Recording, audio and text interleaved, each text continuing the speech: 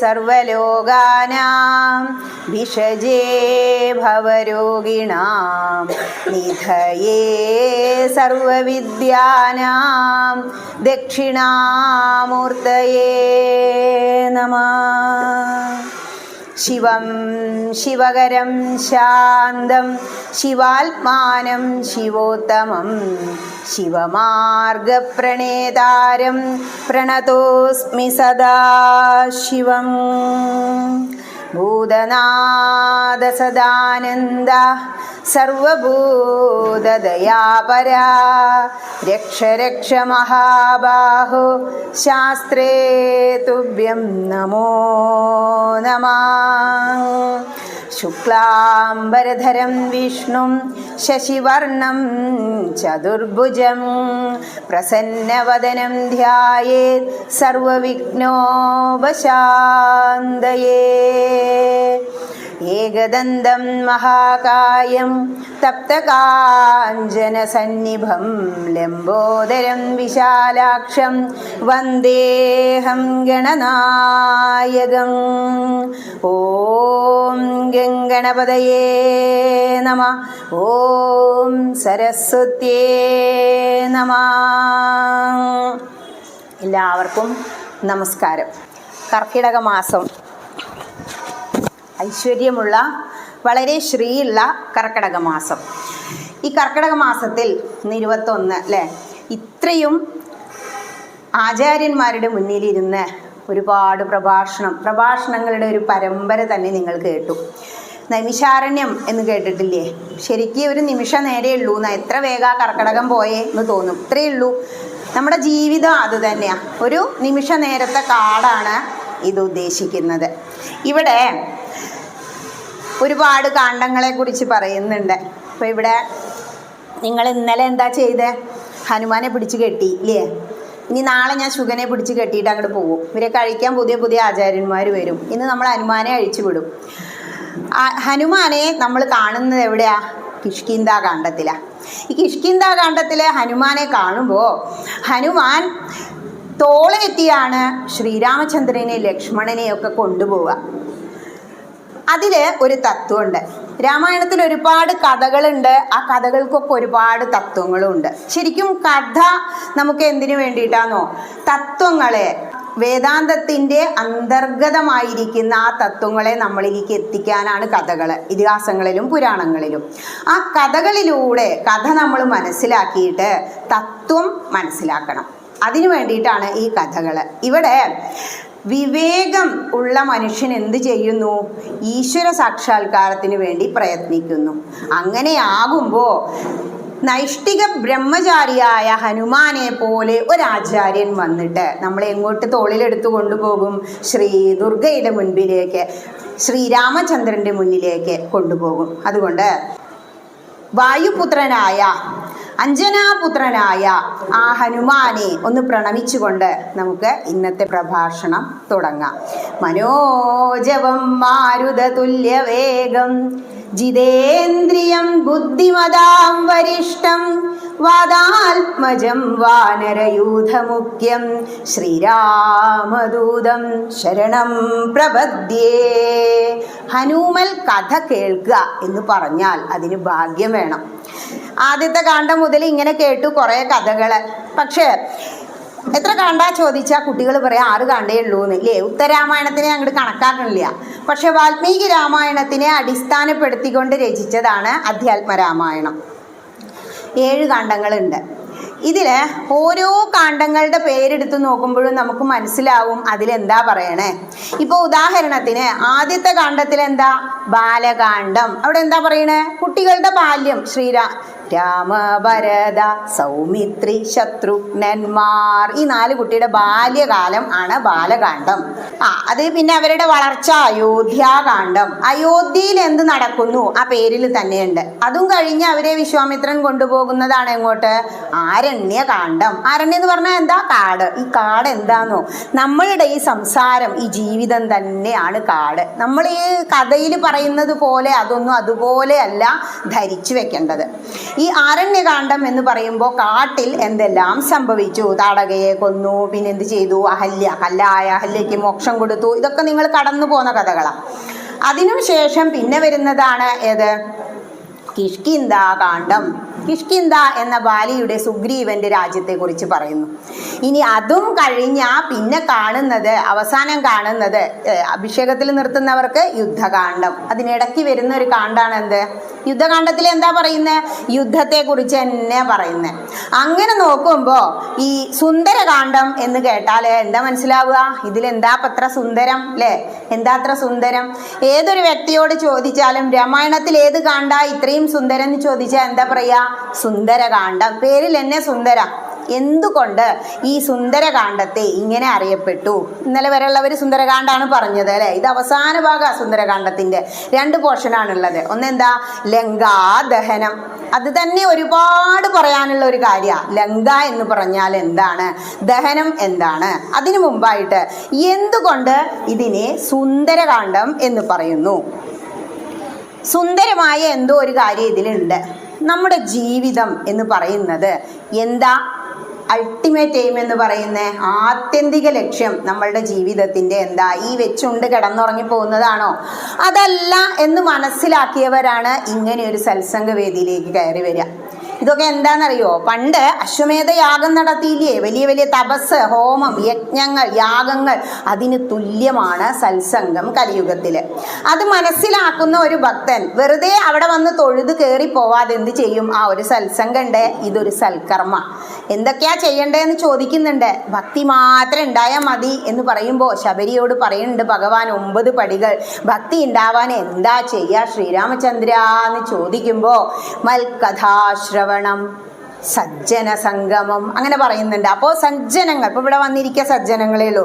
ആ സജ്ജനങ്ങളുമായി ഒരു സംഗമം ഉണ്ടായി, ഭക്തി ഉണ്ടായി. എന്ത് ചെയ്യണം?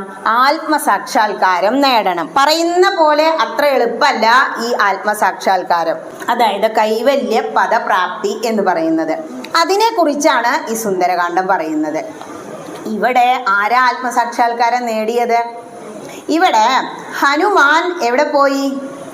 ലങ്കയിലേക്ക് ഒരൊറ്റ ചാട്ടം അല്ലേ? അവിടെയല്ലേ നിങ്ങൾ തുടങ്ങിയത്? ഹനുമാൻ ലങ്കയിലേക്ക് ചാടി കഴിഞ്ഞിട്ടാണല്ലോ ലങ്കാദഹനം വരുന്നത്. ചാടിയൊക്കെ അവിടെ എത്തിയതിന് ശേഷം ഒരുപാട് അലഞ്ഞു നടന്നു, എവിടെയും കാണാനില്ല. പക്ഷേ സ്വന്തം അച്ഛനായ വായു ഭഗവാൻ, കാറ്റ്, നമ്മൾ പറയില്ലേ കാറ്റ് അവർക്ക് ആ ഭാഗത്തേക്ക് വീശിന്ന്, അങ്ങനെ വീശിക്കൊണ്ട് ഹനുമാൻ, ആ വാൽമീകി രാമായണം എടുക്കുമ്പോഴാണ് നമുക്ക് മനസ്സിലാവുക ഹനുമാൻ എത്രത്തോളം തിരഞ്ഞു നടന്നു. 700 യോജന ഉണ്ട് ലങ്ക. 700 യോജന. ഒരു യോജന എന്ന് പറഞ്ഞാൽ എത്രയാണെന്ന് പറയുക? 13 മുതൽ 16 വരെ കിലോമീറ്റർ. അങ്ങനെ 700 യോജന ഉള്ള ഈ ലങ്കയിൽ എവിടെയാണ് സീതാദേവി അറിയില്ല. അങ്ങനെ നടന്ന് അവസാനമാണ് അശോകവനിയിൽ കണ്ടത്. എന്താ പറയുന്നത്? കണ്ടിതു സീതയെ. ആദ്യം എന്താ പറഞ്ഞത്? കണ്ടു എന്നാ പറയുന്നത്. നമ്മൾ നമ്മുടെ കുട്ടീനോട് ചോദിച്ചു നോക്കൂ. സ്കൂളിൽ പോയി ഇന്നയാൾ വന്നിട്ടില്ല, മോള് വന്നില്ല, ഒന്ന് ഓടിപ്പോയി നോക്കൂ പറഞ്ഞാൽ കുട്ടി പോവും, സൈക്കിളൊക്കെ എടുത്ത് വേഗം പോവും. അവിടെ എത്തി അവൻ തിരിച്ചു വരും, മോളെ കൊണ്ടുവന്നിട്ടില്ല, നമ്മുടെ ഉള്ളിൽ ബേജാറാ. അപ്പൊ ചോദിക്കും, നമ്മൾ പലതും ചോദിക്കും, എന്തേ ആയി, മാഷെ കണ്ടുവോ? കുട്ടി എന്താ പറയാ? അമ്മ ഞാൻ പോകുമ്പോഴേ വഴിയിൽ ഇങ്ങനെ ഒരു ജീപ്പ് വന്നിട്ട് സ്കൂട്ടറിനെ ഒറ്റയടി അങ്ങോട്ട് ഇടിച്ചു. മോളെ നീ കണ്ടുവോ? അമ്മ ചോദിക്കും. ആ സ്കൂട്ടറിലെ ചേച്ചി മറിഞ്ഞ് അങ്ങോട്ട് വീണു. ഇങ്ങനെ ഇതൊക്കെ പറയും, ചോദിച്ചതിന് ഉത്തരം പറയില്ല. ഇവിടെ എന്താ പറയണത്? കണ്ടിതു സീതയെ കാകുൽസ്ഥവീരൻ അനുഗ്രഹത്താലഹം. ഭഗവാന്റെ അനുഗ്രഹം കൊണ്ട് എനിക്ക് സീതാദേവിയെ കാണാൻ കഴിഞ്ഞു. പറയേണ്ട കാര്യം ആദ്യം പറയണം എന്ന തത്വം അവിടെ നമ്മളെ പഠിപ്പിക്കുക. ആരാണ് സീതാദേവി? വെറുതെ ശ്രീരാമചന്ദ്രന്റെ പത്നിയായി ജനിച്ച ഒരു സ്ത്രീ മാത്രം അല്ല സീതാദേവി. സീതാദേവി ലക്ഷ്മി ഭഗവതിയാണ്, അതായത് ബ്രഹ്മവിദ്യ തന്നെ. നമ്മളെല്ലാം അന്വേഷിക്കുന്നത് എന്താ? ഇത്തിരി ഭക്തി ഉണ്ടാവണം, എനിക്ക് ആത്മസാക്ഷാത്കാരം വേണം, കൈവല്യം മോക്ഷം പ്രാപിക്കണം. അപ്പം ഈ മോക്ഷം പ്രാപിക്കണമെങ്കിൽ എന്താ വേണ്ടത്? നമുക്ക് ഭക്തി ഉണ്ടാവണം. ഭക്തിയിലൂടെ യാത്ര ചെയ്യുമ്പോൾ ഒരു സുപ്രഭാതത്തിൽ നമുക്ക് ഇവിടെ വരുമ്പോൾ ശ്രീ ദുർഗ പ്രത്യക്ഷമാകും. അതാണ് എന്ത്? സീതാദേവി. അതായത് ബ്രഹ്മവിദ്യയാകുന്ന സീതാദേവിയെ അന്വേഷിച്ചുള്ള ചാട്ടം സമുദ്രം തരണം ചെയ്തു എന്നാ പറയണത്. സമുദ്രം എന്താണെന്നറിയോ?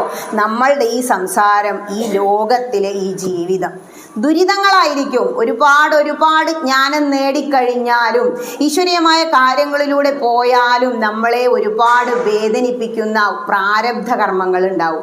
അതങ്ങനെ നമ്മൾ അനുഭവിച്ചു കൊണ്ടേയിരിക്കും. ചിലർ പറയും, ടീച്ചർക്കൊക്കെ എന്തൊരു സുഖ, ഒരു ടെൻഷനും പ്രശ്നവും ഇല്ല, ടീച്ചറോട് ചോദിച്ചാലേ ടീച്ചറെ പ്രശ്നം അറിയുള്ളൂ എന്ന് ഞാൻ അപ്പോൾ ഇവരോട് പറയും. അവരൊരു മനസ്സിലതാണ്, ഞങ്ങൾക്കൊക്കെ ദുരിത, ടീച്ചർ ഇത് കൂടെ പോകേണ്ട ഒരു പ്രശ്നവും ഇല്ലല്ലോ, വെറുതെ തോന്നുന്നതാ. നമ്മൾ കഴിഞ്ഞ ജന്മത്തിൽ ചെയ്തു വെച്ച സഞ്ചിത കർമ്മങ്ങൾ എന്ന് പറയും, അത് ഇവിടെ വന്ന് അനുഭവിച്ച് തീർക്കാനാണ് നമ്മൾ ജനിച്ചിരിക്കുന്നത്, അല്ലാതെ സുഖിക്കാനല്ല എന്നുള്ള തത്വം മനസ്സിലാക്കി കുറച്ചൊക്കെ ഒരു ആശ്വാസം തോന്നും. അപ്പൊ ഈ സമുദ്രം ചാടുക എന്ന് പറഞ്ഞാൽ എന്താണോ? നമ്മളെല്ലാവരും ഈ സംസാരം, ഈ ജീവിതമാകുന്ന സമുദ്രം എടുത്ത് ചാടണം. എങ്കിൽ എവിടെ എത്തും? സീതാദേവിയുടെ ബ്രഹ്മവിദ്യയുടെ മുന്നിലെത്തും. ബ്രഹ്മവിദ്യ എന്ന് പറഞ്ഞാൽ എന്താ? ജ്ഞാനം തന്നെ, അറിവ് തന്നെ, ആത്മജ്ഞാനം. ആത്മജ്ഞാനം കിട്ടിക്കഴിഞ്ഞാൽ പിന്നെ ഒരു വേദനയില്ല. അതിനുവേണ്ടി ആരുടെ മുന്നിലെത്തണം? ഉത്തമനായ ഒരു ഗുരുവിൻ്റെ മുന്നിലെത്തണം. ആ ഗുരുവിൻ്റെ മുന്നിൽ എത്തുമ്പോൾ നമുക്ക് എന്ത് കിട്ടും? ശരിയായ ജ്ഞാനം, ആത്മജ്ഞാനം കിട്ടും. ഇത്രയും കാര്യങ്ങളാണ് ഇന്നത്തെ സുന്ദരകാന്ഡത്തെക്കുറിച്ച് ഒരു ഇൻട്രൊഡക്ഷനായിട്ട് മനസ്സിലാക്കേണ്ടത്. എന്തുകൊണ്ട് ഇത് സുന്ദരകാന്ഡമായി? ഇതിലാണ് ഏറ്റവും സുന്ദരമായ കാര്യം. നമ്മൾ കൈവല്യം തേടി നടക്കുമ്പോൾ ഏത് നിമിഷമാണോ നമ്മൾ ശ്രീ ഭഗവതിയെ പ്രത്യക്ഷയായി കാണുന്നത്, അതിലും വലിയ ഒരു സുന്ദരമായ അനുഭവം നമ്മുടെ ജീവിതത്തിൽ ഇല്ല. അപ്പം അങ്ങോട്ട് ഇറങ്ങിച്ചെന്നു, എന്നും തൊഴുന്നുണ്ടല്ലേ, ഇവിടെ ഒരു മാതൃസമിതിയൊക്കെ ഉണ്ട്. അപ്പോൾ ഒരു ദിവസം അങ്ങോട്ട് ഇറങ്ങിച്ചെന്നു, അവിടുന്ന് ആ സമയത്ത് നേരത്തെ വന്നു, ഇന്ന് ആരുമില്ല. അപ്പോൾ ആ അനാഹത ശബ്ദം എന്താ പറയുക, പ്രദക്ഷിണ വഴിയിലൂടെ അങ്ങനെ നടന്നു പോകുമ്പോൾ ശ്രീ ഭഗവതിയുടെ ആ അനാഹത ശബ്ദം, ഓങ്കാരം നമുക്ക് അങ്ങനെ അനുഭവപ്പെടാനും ഒരു നിമിഷം ആ തിരുനടയിൽ അങ്ങനെ നിൽക്കുമ്പോൾ ആ കണ്ണുകൾ തുറന്ന് ദുർഗ നമ്മളെ അനുഗ്രഹിക്കുന്നതായിട്ടും നമുക്കൊരു അനുഭവം ഉണ്ടായ അതിനും വലിയൊരു പരമാനന്ദം എന്താ? നമുക്ക് തോന്നും അത് നേടണം, ഇത് നേടണം, അതൊക്കെയാണോ ജീവിത ലക്ഷ്യം? ഇതെല്ലാം നശിക്കുന്നതാ. നശിക്കാത്തത് എന്തേ ഉള്ളൂ? പരബ്രഹ്മമൂർത്തിയായ ശ്രീരാമചന്ദ്രനും ബ്രഹ്മവിദ്യയായ സീതാദേവിയും. ആ കാര്യം നമ്മളങ്ങോട്ട് മനസ്സിലാക്കി കഴിഞ്ഞാൽ പിന്നെ യാതൊരുവിധ വിഷമങ്ങളും ഇല്ല. പിന്നെയും എന്തേ സീതാദേവി ഇത്രയും വിഷമിച്ചേ? കാരണം മനുഷ്യനായി ഈ ലോകത്തിൽ അവരവതരിക്കുക ചെയ്ത്, നമ്മൾക്ക് ജന്മം കിട്ടി എന്നാ പറയാ. നമ്മൾ ജനിച്ചു, മറ്റേ ഭഗവാനും ഭഗവതിയൊക്കെ അവതരിച്ചു എന്നാ പറയാ. ഈ അവതാരം കിട്ടിക്കഴിഞ്ഞ് മനുഷ്യനായി കഴിഞ്ഞാൽ ശ്രീ രാമചന്ദ്രനും സീതാദേവിക്കും പോലും ഒരുപാട് ദുഃഖങ്ങളും വേദനകളും അനുഭവിക്കേണ്ടി വന്നു. പിന്നെയാണോ കേവലം മനുഷ്യരായ നമ്മൾ എന്നാണ് മനസ്സിലാക്കേണ്ടത്. പലർക്കും പല പ്രശ്നങ്ങളാവും. നമ്മൾ വിചാരിക്കും ഇങ്ങനെ അമ്പലങ്ങൾ തോറും നടക്കുമ്പോൾ അത്ര വലിയ കുഴപ്പമൊന്നുമില്ല അവർക്ക്, എനിക്ക് മാത്രം പ്രശ്നം എന്ന്. ആ വ്യക്തിയോട് ചോദിക്കുമ്പോഴാണ് അവരുടെ വേദനകൾ, അവരുടെ പ്രശ്നങ്ങൾ നമുക്ക് മനസ്സിലാവുക. പിന്നെ എങ്ങനെയാ അവർക്ക് ചിരിക്കാൻ കഴിയണത്? അത് അവരുടെ ആത്മജ്ഞാനം. അതുകൊണ്ട് മാത്രമാണ് അവർക്ക് അതിനെക്കുറിച്ച് ഓർക്കാതെ സത്സംഗങ്ങളിൽ പങ്കെടുക്കാനും തീർത്ഥാടനം നടത്താനും സജ്ജനങ്ങളുമായി ഒരു സംഗമം ഉണ്ടാക്കാനും സാധിക്കുന്നത്. ഇനി ഈ കിഷ്കിന്ധാകാന്ഡത്തിൽ നിറഞ്ഞു നിൽക്കുന്ന കഥാപാത്രം ആരാ? ഹനുമാനാണ്. അതുപോലെ സുന്ദരകാന്ഡത്തിൽ കിഷ്കിന്ധയിലും ഹനുമാൻ തന്നെയാണ് നിറഞ്ഞു നിൽക്കുന്നത്. സുന്ദരകാന്ഡത്തിൽ നോക്കുമ്പോഴും ഹനുമാന. ഈ രാമായണം വായിച്ചു വരുന്നവരോട് നമ്മൾ ചോദിച്ചാലേ അവർ പറയും ഏറ്റവും ബുദ്ധിമുട്ടാണ് ടീച്ചറെ സുന്ദരകാന്ഡം, അത് പറയരുതേ എന്നോട് വായിക്കാൻ എന്ന് പറയും. അപ്പം ഞാൻ പറയും അതാണ് വായിക്കേണ്ടത്. രാമായണം മുഴുവൻ വായിച്ചതിന് തുല്യം പുണ്യമാണത്ര അത്ര എന്ത് സുന്ദരകാന്ഡം വായിച്ച. അതുകൊണ്ട് ഇത് കളകാഞ്ചി വൃത്താണ്. അതുകൊണ്ട് കടുകുവറ ഉഷസി നിശിചരികളിവരുടലു മമ ഭക്ഷിക്കുമുറ്റവരായിട്ടൊരുത്തരുമില്ലമേ മരണമിഹ വരുവതിനും ഒരു കഴിവു കണ്ടീല കാകുൽസ്ഥവീരനുമെന്നേ മറന്നിതോ. ഇതാണ് അതിൻ്റെ താളം. ഈ താളത്തിൽ അങ്ങോട്ട് പോയാൽ ഒരക്ഷരം കൊഴിഞ്ഞു പോയാൽ അപ്പം നമുക്ക് മനസ്സിലാവും. രാമായണം പൊതുവേ അങ്ങനെയാ. രാമായണം വായിച്ച് പോകുമ്പോൾ എവിടെയെങ്കിലും ഒരക്ഷരം കൊഴിഞ്ഞാൽ അപ്പം നമ്മളെ താളം തെറ്റും. ഏറ്റവും സുന്ദരമായ കളകാഞ്ചി വൃത്തത്തിലുള്ള സുന്ദരകാന്ഡത്തിലെ ലങ്കാദഹനം ആണ് ഇന്ന് പറയാൻ പോകുന്നത്.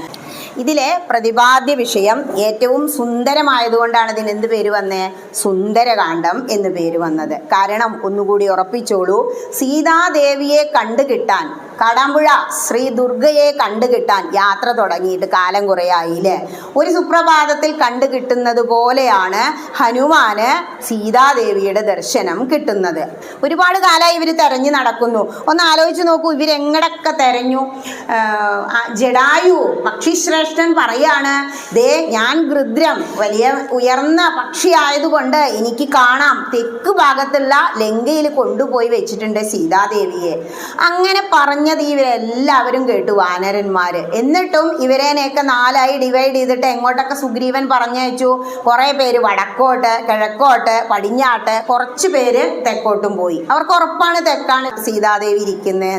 നമ്മളെ മുത്തശ്ശി എന്താ പറയാ, കുന്തം പോയ കുടത്തിലും തപ്പണ. അതുപോലെയാണ്, തെക്കാണ് ഇരിക്കുന്നത് പറഞ്ഞെങ്കിലും എല്ലായിടത്തേക്കും ഒന്ന് പറഞ്ഞയക്കുക. എങ്ങാനും അങ്ങോട്ട് മാറിപ്പോയിട്ടുണ്ടെങ്കിലോ. അതാണ് രാജാവിന് വേണ്ടി, ശ്രീരാമചന്ദ്രന് വേണ്ടി വാക്ക് പാലിക്കാനാണ് അവര് സീതാദേവിയെ തെരഞ്ഞു നടക്കുന്നത്. കഴിഞ്ഞ കാണ്ഡങ്ങളിലൊക്കെ എന്താ ചെയ്തുകൊണ്ടിരുന്നേ? ഈ ബ്രഹ്മവിദ്യയായ സീതാദേവിയെ അന്വേഷിച്ച് നടന്നു. കണ്ടുകിട്ടിയോ? അതുകൊണ്ട് അത് സുന്ദരമല്ല. ഭഗവതിയെ കണ്ടുകിട്ടുമ്പോൾ അത് സുന്ദരകാന്ഡമായി മാറുന്നു. ഇനി നമ്മുടെ ജീവൻ എന്തിനാ കൊതിക്കുന്നത്?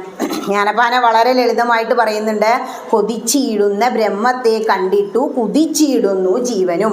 നമ്മുടെ ജീവൻ സീതാദർശനത്തിന് വേണ്ടി അങ്ങനെ കൊതിക്കാം, തെരഞ്ഞു നടക്കുകയാണ്, ബ്രഹ്മവിദ്യയ്ക്ക് വേണ്ടി തെരഞ്ഞു നടക്കുകയാണ്. അത് തന്നെ ഈ സുന്ദരകാന്ഡം അങ്ങനെ നിറഞ്ഞു നിൽക്കുക. നമ്മുടെ സംസാരത്തിൽ ഈ സുന്ദരകാന്ഡം പോലെ ഇത്രയും സുന്ദരമായ ഒരു അനുഭവം ഇല്ല എന്നും നമ്മൾ മനസ്സിലാക്കണം.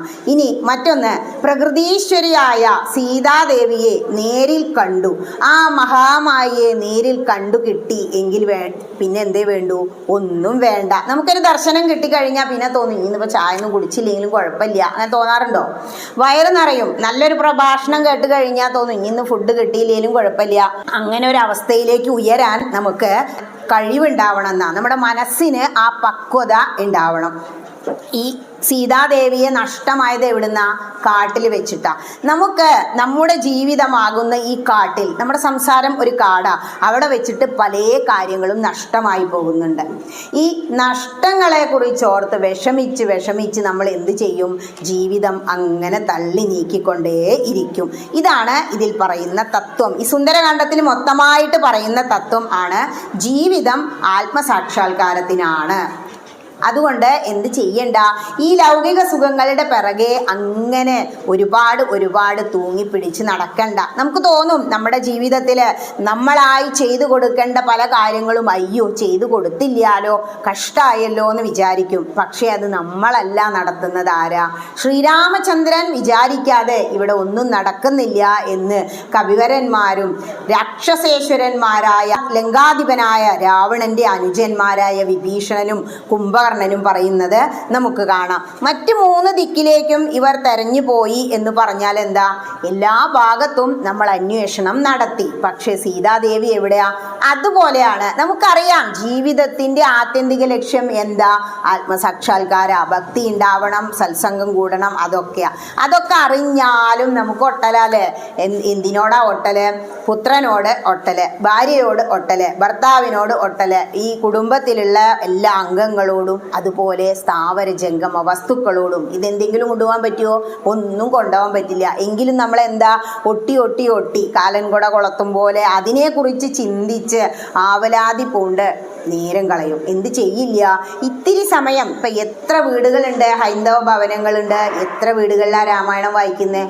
രാമായണ പാരായണത്തിന് വേണ്ടി മാറ്റി വെക്കില്ല. എന്താ, ആദ്യം തന്നെ പറയുന്നുണ്ട്, രാമായണം കൂടെ എടുത്ത് നിവർത്തുമ്പോൾ രാമായണം വായിച്ചു കഴിഞ്ഞാൽ സംസാരത്തിൽ എല്ലാ ബന്ധനങ്ങളിൽ നിന്നും നിനക്ക് മോക്ഷം കിട്ടുന്നു. അതല്ലെങ്കിലോ, ഇനിയിപ്പോൾ വായിക്കാനൊന്നും വയ്യ ടീച്ചറെ, കണ്ണ് കാണില്ല, അപ്പം എന്ത് ചെയ്താൽ മതി? കേട്ടാലും കോടിക്കണക്കിന് പശുക്കളെ ദാനം ചെയ്ത ഫലം നിനക്ക് ലഭിക്കും. ഇതൊക്കെ എന്തിനാ? ഈ പുണ്യം പാപം എല്ലാം എന്ത് ചെയ്യുക? ഭഗവങ്കൽ അങ്ങോട്ട് സമർപ്പിക്കുക. ആ സമർപ്പിച്ചില്ലെങ്കിൽ എന്താ കുഴപ്പം? ഇതിൻ്റെ എല്ലാം പുണ്യം അനുഭവിക്കാൻ, പാപം അനുഭവിക്കാൻ ഇനിയും ഇനിയും നമ്മൾ ജന്മമെടുക്കേണ്ടി വരും. ചിലർ അന്വേഷിക്കും, പക്ഷെ എന്ത് ചെയ്യില്ല, ഇവർക്ക് ഇതൊന്നും കണ്ടുകിട്ടില്ല. കിട്ടുന്നില്ല എന്ന് മനസ്സിലാവുമ്പോൾ അവരെന്താ പറയാന്നറിയോ? എത്ര കാലമായി ഞാൻ ഇതൊക്കെ ചെയ്യുന്നു, എന്നിട്ടും എനിക്ക് കൈവല്യം അല്ലെങ്കിൽ മോക്ഷം, സമാധാനം കിട്ടിയില്ലല്ലോ എന്ന്. ഇവിടെ അന്വേഷിച്ചു പോയ എല്ലാവരും സീതാദേവിയെ കണ്ടുവോ? ഇല്ലാലോ. തെക്കോട്ട് പോയാൽ മതി എന്ന് അറിഞ്ഞ് അവർ തെക്ക് പോയ എല്ലാവരും കണ്ടുവോ? കടൽ കണ്ടപ്പോൾ അവിടെ നിന്നു അവരില്ലേ? സമുദ്രം ചാടാ, എനിക്ക് വയ്യ, 60 ചാടാ 70 ചാടാ. അവസാനം ആരാ പറഞ്ഞ്? ജാമ്പവാൻ വന്ന് തൊട്ടുണർത്തുകയാണ് ഹനുമാനെ. എന്തു പറയാ? നിനക്ക് പറ്റും, നിന്റെ കയ്യിലല്ലേ ശ്രീരാമചന്ദ്രൻ എന്താ തന്നത്? അങ്കുലിയൻ തന്നത് എന്ന് ചോദിക്കുക. അങ്ങനെ സ്വന്തം അത് ഓർമ്മയില്ല, പണ്ട് കിട്ടിയൊരു ശാപ. ഇതിനു മുമ്പുള്ള ആചാര്യന്മാർ പറഞ്ഞുല്ലോ, ഹനുമാൻ അങ്ങനെ ഒരു ശാപമുണ്ട്, നിന്റെ ശക്തിയെക്കുറിച്ച് നിനക്ക് ഓർമ്മ ഉണ്ടാവാതെ പോട്ടെ എന്ന്. എല്ലാ സന്യാസി വര്യന്മാരെയും കുരങ്ങൻകുട്ടിയല്ലേ ഉപദ്രവിച്ച് നടന്നപ്പോൾ അത് കാരണം ഒരാൾ ഓർമ്മിപ്പിച്ച എന്ത് ശാപം കൊടുത്താലും അപ്പം അതിന് ശാപമോക്ഷവും കൊടുക്കും. അതാണ് സന്യാസിമാരുടെ പ്രത്യേകത. ഇനി ആരെങ്കിലും നിന്നെ ഓർമ്മിപ്പിച്ചോ, നിനക്ക് ഓർമ്മയും വരും എന്ന് പറഞ്ഞു. ഇത് ജാമ്പവാനെ ഓർമ്മിപ്പിച്ചതും എന്ത് ചെയ്യാണ്? അങ്ങോട്ട് അക്കരയ്ക്ക് ചാടുകയാണ്. ഇങ്ങനെ തൂർണം മഹാർണവം കണ്ടു ചാടിയിടിനാൻ എന്നാ പറയുന്നത്. രാമായണം ഫോളോ ചെയ്യുന്നവർ നോക്കോളൂ. ലങ്കാ ദഹനം. അതിനു മുമ്പ് ഇന്നലെ പറഞ്ഞു നിർത്തിയോടത്ത് തുടങ്ങണം എന്നല്ലേ മുത്തശ്ശി പറയാ. അതില് ലങ്കാദഹനത്തിന്റെ കുറച്ച് മുമ്പിലായിട്ട് അരുതരുതു ദുരിതമിതു ദൂതനെ കൊല്ലുകെന്നാർക്കടുത്തു നൃപന്മാർക്കു ചൊല്ലിടുവിൻ. വിഭീഷണൻ ചാടി വീണു, പറയാണ് അയ്യോ ദൂതനെ കൊല്ലരുത്, അത് മഹാ കഷ്ടാണ് എന്നുള്ളത്. ഇന്ന് ഈ പറയുന്ന വരികൾ എപ്പോൾ രാമായണം വായിക്കുമ്പോഴും നിങ്ങൾ അതിനൊന്നുകൂടി ഒരു സ്ട്രെസ് ചെയ്ത് വായിക്കണം. അവിടെ എത്ര സ്പീഡിൽ സമ്പൂർണ്ണം പോവുകയാണെങ്കിലും ആ വരികൾ എത്തുമ്പോൾ ഒന്ന് താഴ്ത്തി അതിൻ്റെ ആ ശ്രുതിയോടുകൂടി വായിച്ച് ഒന്ന് സമർപ്പിക്കുക. പറ്റുകയാണെങ്കിൽ നിങ്ങളൊരു പൂവൊക്കെ, ഇത്തിരി പൂക്കളൊക്കെ ഭഗവാന് സമർപ്പിക്കുക. ആ സമയത്ത് വായന ഏതായാലും ഇവിടെ നടക്കുന്നുണ്ടല്ലോ. ഇവിടെ ലങ്കാദഹനം എന്ന് പറഞ്ഞാൽ, ലങ്ക എന്ന് പറഞ്ഞാൽ കാലത്തിൻ്റെ വിപരീത. ഇപ്പം നമ്മുടെ പമ്പ സരസ് കാണുന്നുണ്ട്. പമ്പ എന്ന് പറഞ്ഞാൽ പാപത്തിൻ്റെ വിപരീത. പാപം എന്നിങ്ങോട്ട് തിരിച്ചെഴുതി നോക്കൂ, പമ്പ എന്നായി. പമ്പയിൽ കുളിച്ചാൽ എന്താ? ഗംഗയിൽ കുളിച്ചതിന് തുല്യമായി ഇല്ലേ? അതുപോലെയാണ് ലങ്ക എന്ന് പറയുന്നത് തിരിച്ചെഴുതി നോക്കൂ, കാലം എന്ന് കാണാം. കാലം ആണ് ലങ്ക എന്ന് പറയുന്നത്. കാലം അങ്ങനെ മാറിക്കൊണ്ടേയിരിക്കും അല്ലേ? നമ്മുടെയൊക്കെ ശരീരം മാറിയില്ലേ? മനസ്സും മാറി, നമ്മുടെ ഒരു ആറ്റിറ്റ്യൂഡ് മാറി. 15 വയസ്സിൽ എന്തായിരുന്നു വിചാരം? നന്നായി കുളിച്ച് പുറപ്പെട്ട് കോളേജിൽ പോകണം അല്ലേ? എല്ലാവരും എന്നെ ആകർഷിക്കണം, എന്നാലോ ഒരു മനുഷ്യൻ നേരെ നോക്കി എന്തെങ്കിലും പറഞ്ഞാൽ അപ്പോഴേക്ക് കരച്ചിലായി. അങ്ങനെ ഒരു കാലഘട്ടം. 30 വയസ്സാകുമ്പോഴേക്കും അമ്മയായി, പിന്നെ കുട്ടികളുടെ കാര്യം, ഭർത്താവിൻ്റെ കാര്യം, മനസ്സ് മാറി. വയസ്സായി കഴിയുമ്പോഴോ ഇനി എനിക്കിതൊക്കെ മതി, ഞാൻ ദുർഗാക്ഷേത്രത്തിൽ പോവുക, എനിക്ക് അവിടെ പോയിരുന്ന സത്സംഗം കൂടണം. മനസ്സ് മാറിയില്ലേ? കാലം മാറിക്കൊണ്ടേ ഇരിക്കും. കാലം എന്ന് പറഞ്ഞാൽ എന്താണെന്നോ? നമ്മളുടെ ചിത്തം, മനസ്സ്. ഈ ലങ്ക എന്ന് പറയുന്നത് ഇളകിക്കൊണ്ടിരിക്കുന്ന നമ്മളുടെ മനസ്സാണ്. എന്നാൽ ഈ ലങ്ക എപ്പോഴും ഇല്ലേ നോക്കൂ, നമ്മുടെ ഇന്ത്യയുടെ അപ്പുറത്തായിട്ട് തെക്കോട്ട് പോയി എന്നാ പറഞ്ഞത്. സൗത്ത് ഇന്ത്യൻ ഭാഗത്തായിട്ടല്ലേ ശ്രീലങ്ക കാണുന്നത്. ഇതൊക്കെ നമുക്ക് ഇപ്പോഴും കാണാൻ പോയ രാമസേതു ഒക്കെ. അതായത് ഇത് ഇതിഹാസ രാമായണം. ഇതി ഇഹ ആസീത്, ഇത് ഇവിടെ സംഭവിച്ചതാണ് എന്ന് പറയാണ്. ഇനി ലങ്കാദഹനം. അപ്പൊ നമുക്ക് ദഹിപ്പിക്കല്ലേ ലങ്കേനെ? എങ്ങനെയാ ലങ്കയെ ദഹിപ്പിക്കുക? ഇളകിക്കൊണ്ടിരിക്കുന്ന നമ്മുടെ ചിത്തത്തെ, നമ്മുടെ മനസ്സിനെ ഒതുക്കം ഉള്ളതാക്കി തീർക്കുക, അടക്കി നിർത്തുക. അതാണ് ലങ്കാദഹനം ഉദ്ദേശിക്കുന്നത്. മറ്റൊന്ന് ദഹനം. ദഹിപ്പിക്കുക ആരാ? പാവകൻ, അഗ്നി. നമ്മളെ മരിച്ചു കഴിഞ്ഞാൽ എന്താ ചെയ്യുന്നത്? അഗ്നിയിൽ അങ്ങോട്ട് ദഹിപ്പിക്കും. ദഹിപ്പിക്കുന്നതോടുകൂടി സർവം ശുദ്ധമായി എന്നാ. സ്വർണം ചുട്ട് കാച്ചി എടുക്കുന്നത് കണ്ടിട്ടില്ലേ, പ്യൂരിഫൈ ചെയ്യുന്നതിന് വേണ്ടിയിട്ട്, അത് തന്നെ. അപ്പോൾ ഈ ലങ്കയെ, കാലത്തെ, മനസ്സിനെ എന്ത് ചെയ്യണം? ശുദ്ധീകരിക്കലാണ് ലങ്കാദഹനം. ഈ ലങ്കയിൽ ആരാ ഇപ്പൊ ശുദ്ധീകരിച്ചേ? ഹനുമാൻ ദേവനാണ്. ഹനുമാൻ അവിടെ ചെന്ന് എന്ത് ചെയ്തു എന്നുള്ളതാ. അതിനെന്താണ് കാരണം? എന്തുകൊണ്ട് ഹനുമാൻ ലങ്കയാകെ ചുട്ടുപൊട്ടിച്ചു? ഇവിടുന്ന് അങ്ങോട്ട് പോകുമ്പോൾ എന്തേ പറഞ്ഞുള്ളൂ? ഈ അങ്കുലീയം കൊടുത്തു കയ്യില്. മോതിരം കയ്യും വിട്ടു, സന്തോഷമായി. രാമന്റെ പേരുണ്ട്, രാമനാമാങ്കുലീയം. അത് കഴിഞ്ഞിട്ടോ മനസ്സിൽ മുഴുവൻ പൊളിച്ചു കാണിച്ചു കൊടുത്തില്ലേ ശ്രീരാമചന്ദ്രനും സീതാദേവിയും.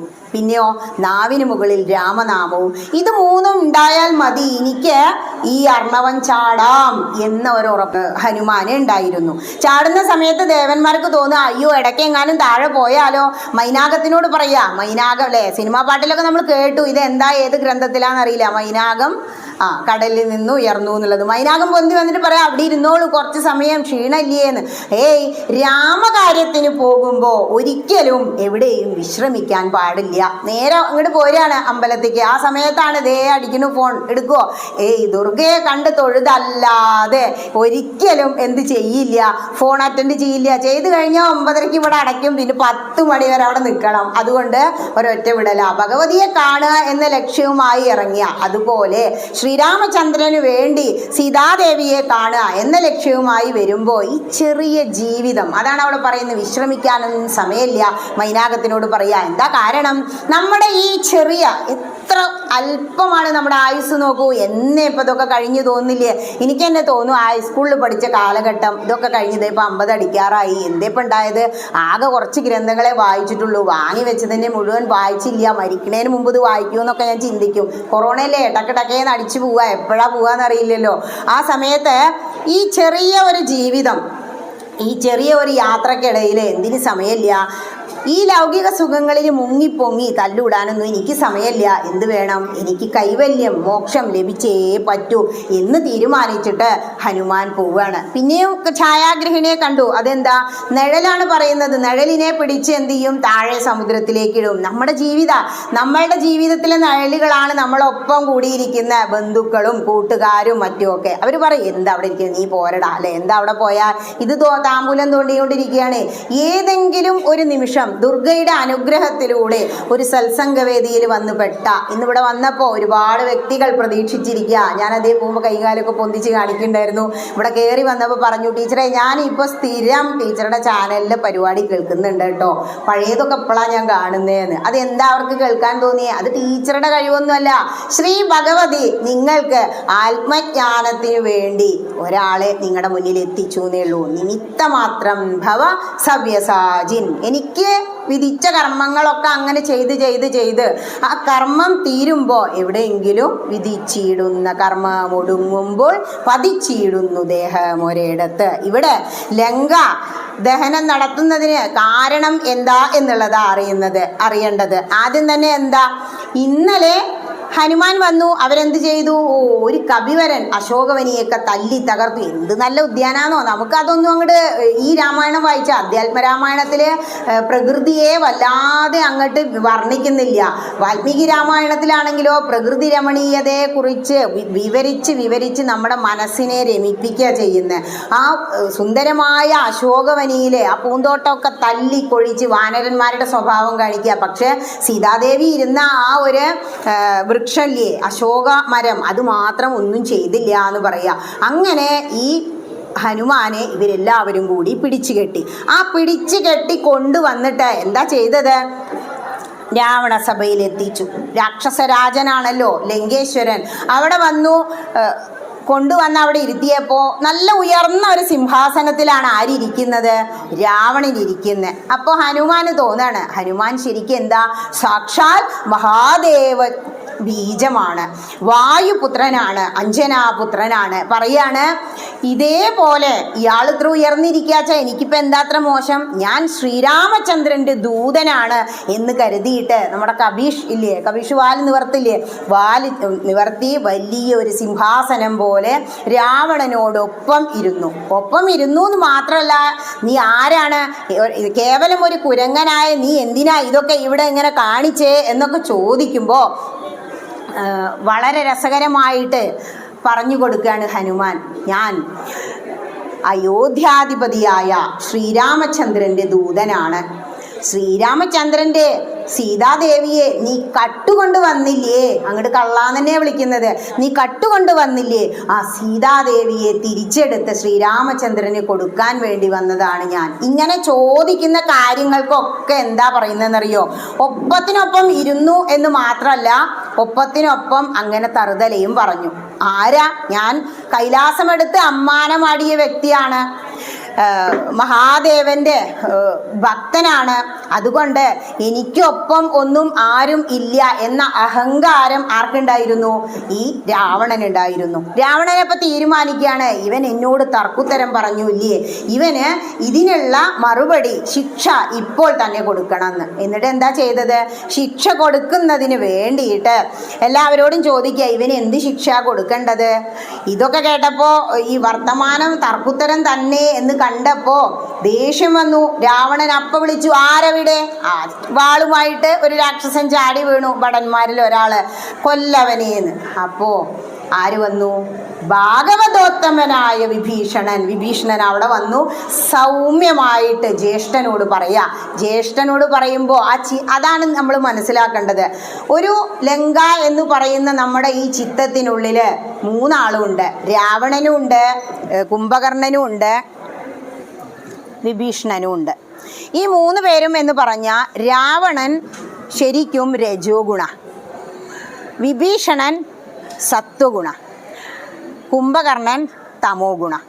ഇവിടെ വിഭീഷണൻ പറയാണ് കൊല്ലാൻ പാടില്ല, കൊല്ലരുത് എന്ന് പറഞ്ഞു. എന്താ പറയുന്നത്? ആദ്യം വായിച്ച വരി അതാണ്. എന്തുകൊണ്ടാണ് കൊല്ലണ്ടെന്ന് പറയുന്നത്? രാവണനാ രാജാവാ, രാജാവിൻ്റെ ഉത്തരവിന് മറുചോദ്യം ഇല്ല. പക്ഷേ ജ്യേഷ്ഠൻ്റെ മുന്നിൽ വന്ന് സൗമ്യനായിട്ട് പറയാണ്, ദൂതനെ ഒരിക്കലും വധിക്കരുത്. അതാണ് നമ്മൾ വായിച്ചത്, അരുതരുത് ദൂതനെ കൊല്ലരുത് എന്ന് പറയുന്നത്.